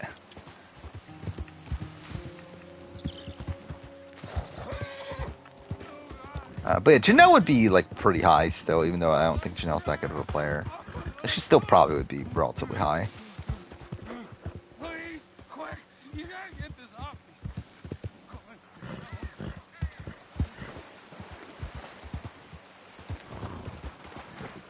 me. Maybe Adam Pock, that could also be someone like towards the middle of the list, I feel like.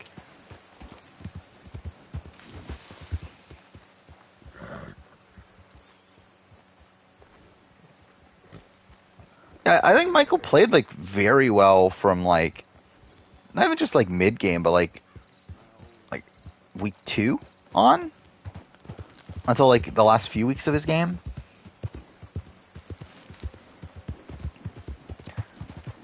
I'll say I do find it funny that like I barely remember Brittany being a Big Brother player at this point. I don't know why I have like all people Brittany is the person that's like kind of faded from my mind. Whereas like for some reason I fucking remember. Well, I mean Alyssa Snyder's obviously on like challenge and whatnot. But like I remember Alyssa Snyder, I remember Turner for whatever reason, I remember Monty, but for some reason like Brittany is the one that like I just kind of forgot about.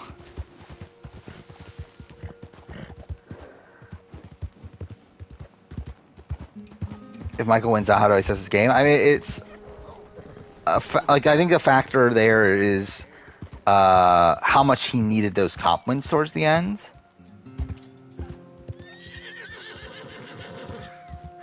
Because, like, obviously he would have needed the final 6 veto.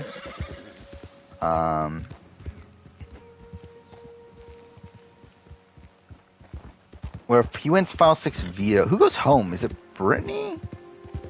If it's Brittany, then I guess in that position he's probably in a spot where he needs to actually, like, full on win out anyway.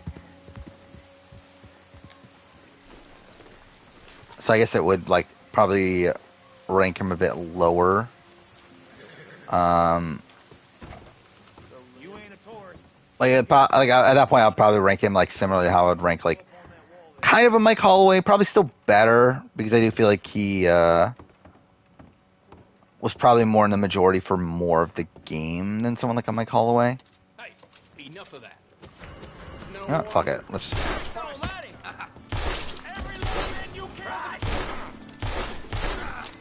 Yeah, might as well kill people, I guess. I'm just wasting time at this point. I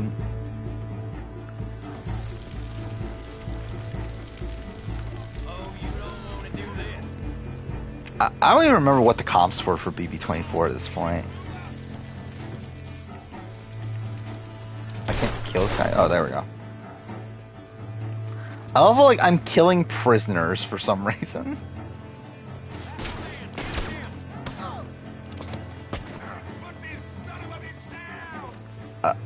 Okay, that was kind of weird.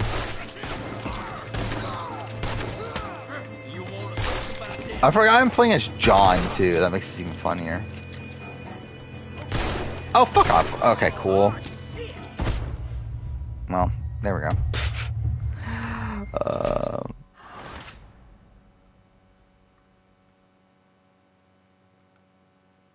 I don't even remember, like, who's even, like, I know he was on the block against Brittany, right?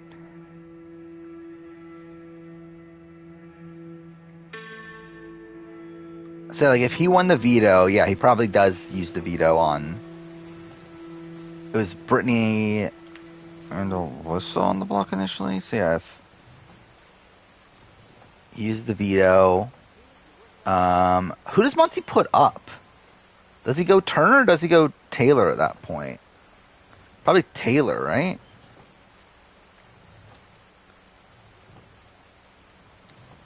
Oh, Turner was HOH, not Monty. Oh, yeah, Monty won veto. That's what it was. Okay. So Turner would have put up Taylor then. Yeah. And then they would have voted out Taylor, probably. Actually, no, they probably would have voted out. No, they would have voted out Alyssa. Yeah, I think Michael would have voted out Alyssa at least.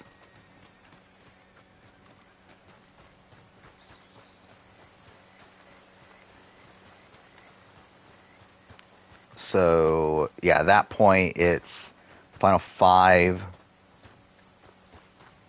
Well, either way, that does definitely make it better, right? The fact that he has a number 1 person that will actually want to take him to the end, is willing to give up her game for him. Like, that'll definitely make his end game path a lot smoother. So I think that could definitely, like, help him in terms of a winner ranking and whatnot. But still, like, I mean, I think, actually, for Michael, it might be enough to, like, put him in middle tier, even though he needs to, like, win out. Where, like, someone like a Ty is kind of in that position now, to where, like, he was in this position where he needed to win out for a while, but, like, now has this, like, number 1 ally that is probably going to take him to the end. In Claudia, but, still spent a lot of the game in a very rough position.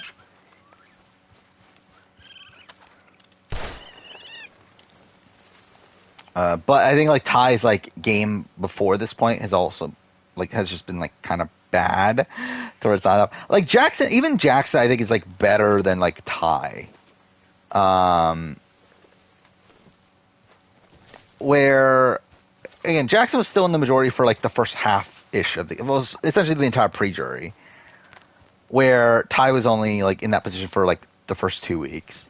And even after that, like Jackson, like again, has a couple rough weeks, but is still able to like rebuild this like solid alliance with Nicole and Cliff. And they kind of run that middle portion of the game.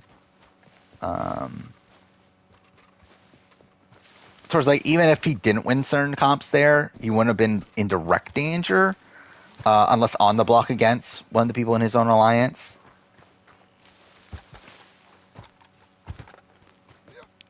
Where again, like Ty, like is just like in more direct danger if he doesn't win some of those comps. Really had like no real allies for a lot of that middle portion of the game.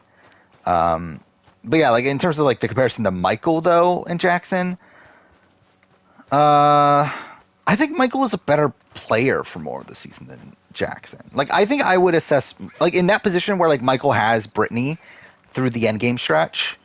I think I would put Michael above Jackson there. Because yeah, I do think Michael like played the middle really well for a lot of that. Not even middle, like really like most of the game. And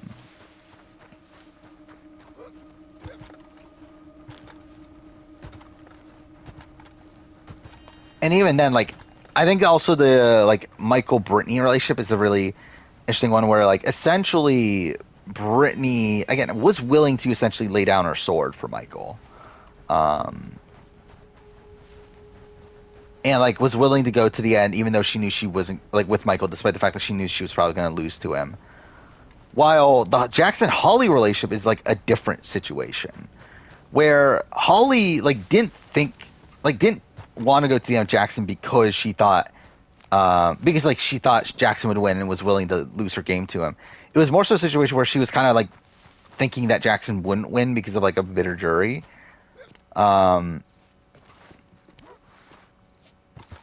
Sort of like it wasn't entirely based around this like notion of just like wanting the other person to win. So I think like Michael's like usage of Brittany is a lot more impressive than Jackson's usage of Holly, especially when like again that's also based around a showmance as well. Well, Michael and Brittany obviously weren't.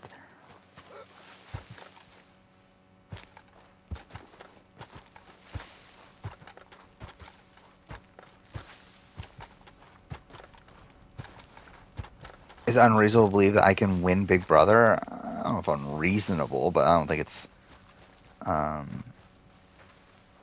not really likely. Agree or disagree, there are so many cases of someone winning Final 5 vetoes save themselves getting sniped out Final 4 losing both comps. Because I haven't paid attention to that like specific situation.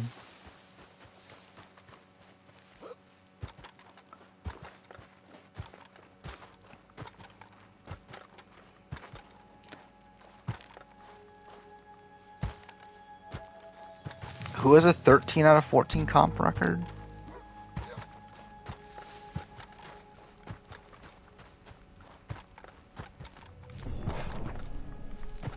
They actually like ran out of stamina just like jumping around a billion times. Oh, at that point he would have like, if he won out, he would have had that.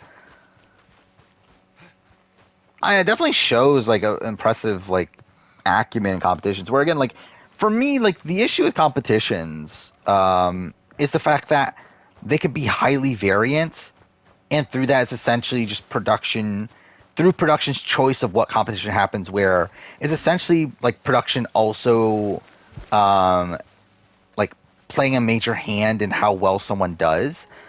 But with someone like as consistent as someone like Michael is in competitions, I think it kind of elevates beyond that. To where like I feel like at that point I can kind of like neglect it to a degree. This aspect of needing to win comp wins just because of how consistent it is. But like that's the initial issue with comp wins, is the fact that it is largely inconsistent. But you can turn that inconsistency into like actual consistency, not just like again Ty winning because it's a whole bunch of like physical comps, but like if you can actually win like a whole bunch of different type of competitions to where no matter what competition production throws at you, you're more than likely going to win. Like that, I think changes the overall dynamic a bit. I still think at the end of the day, there's still luck involved. To where like it's still not like, okay, you're a top tier winner now that you can win every single competition. But I do think it makes it so you could probably elevate beyond like bottom tier at least for sure.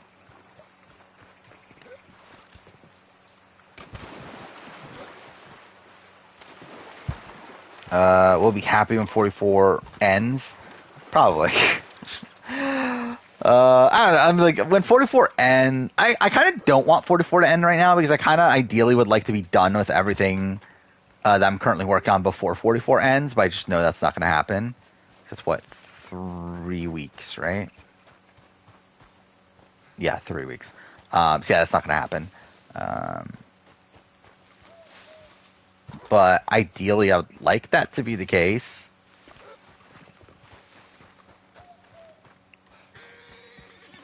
But in terms of like covering 44, like I'm kind of like whatever on it. Like it doesn't like to me like Survivor. It's like once a week. It's not super intrusive to me to watch it or anything. Like even if it's like not good, it's not really like playing a major factor in things. BB Can I think is more so intrusive, but like I don't know, it's been fine. I will say I haven't like loved watching the episodes, especially 3 days in a row. I haven't loved that aspect of it. But to be fair, BB Can I think I'll be pretty like okay with once it ends.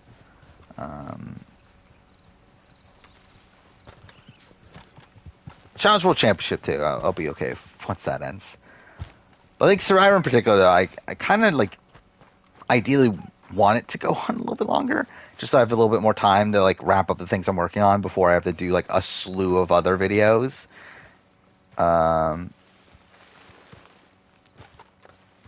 I still enjoy this season. I do feel like it's taking a turn now where it's just feeling like, I don't know, like unwarranted, maybe? I don't know. It's not really the right term.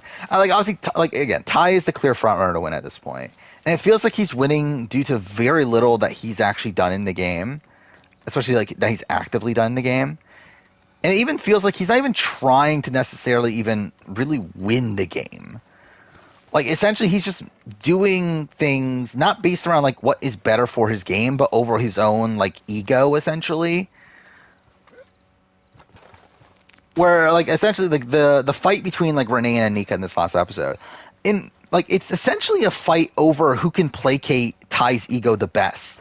Because essentially Ty, through the fact that he can win all these physical competitions, has continuously won these competitions, has gotten himself in a position where essentially now everyone else is having to cater to him because he continuously wins these competitions that BB Can just, like, caters to people like Ty. And because that becomes increasingly more frustrating to see people that are, like, playing the social strategy aspects of the game, at least more focused than playing the social strategy. I was gonna say well, but they're not, are they? But like at least they're playing more of the social strategy aspects of the game, having to like cater to someone like Ty, who's just like essentially being handed these comp wins.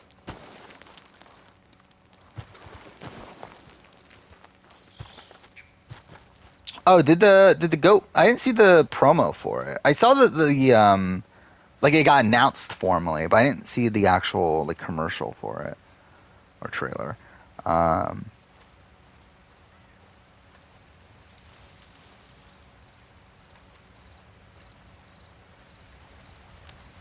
Yeah, what time is it? It's past 3. I think I'll probably wind things down at this point. Again, obviously there's not much to do in the actual game. I'm not going to bother doing the actual side content. Initially I was going to, but I also just don't care. We've been playing this game for way too long. I'm good. I've played this for almost 60 hours on stream at this point. It's like, yeah. Like, I do not need to do another stream of just doing side content. Especially because, like, I'm probably not even going to talk about it for that long in the video anyway. So yeah, I think we'll probably just wrap up. I might as well make a save. But yeah, next time I guess we'll play Life is Strange 2. Actually, how's this gonna work now that I think about it? Actually, should I do Life is Strange 2? Maybe I should do Life is Strange 1. Because if I'm doing Captain Spirit as a separate stream, and I'm not going to do it until next Thursday. Because, like, Life is Strange 1 will take me 2 streams. So that will be Saturday, Wednesday, or Sunday, Wednesday. And then Thursday, if I do stream, it will be Captain Spirit. And then I can start Life is Strange 2 after that. I think that makes more sense, right? Because, like, why am I playing Life is Strange 2 before I play Captain Spirit? Like, that doesn't really make sense. So, I don't know, maybe I will do Life is Strange. And to be fair, I'm not even that close to working on the Life is Strange 2 video anyway. Do 2. I mean, I'm going to play 2 eventually anyway. Answer what? What was the question? First day at a new job, kind of exhausted. I mean, that's typically how that goes. Did my internet just die? I feel like... Okay, that's great. Yeah, my Twitch just... my dashboard just, like, completely crashed. So that's great. I'm pretty sure I'm still live, but still, yeah, that's great. Well, anyway, I think we'll end here. So, yeah, I guess I'll do Life is Strange 1. I think it makes sense. Because one, I mean, just like fundamentally, obviously it makes sense to do Life is Strange 1 before I do Life is Strange 2. But also, I think if I'm going to do Captain Spirit, then yeah, I guess that's what I'll do. But hopefully I can do Life is Strange 2 and 3 streams. That way I can finish Life is Strange 2 before the 44 finale. And yeah, that will work out pretty well. So I think that'll be the plan. We'll do Life is Strange 1 and 2. So yeah, I guess that's it. The point about Final 5 veto is just using a specific example of how we all needed to Kevin Martin ourselves. I have no clue what that even means.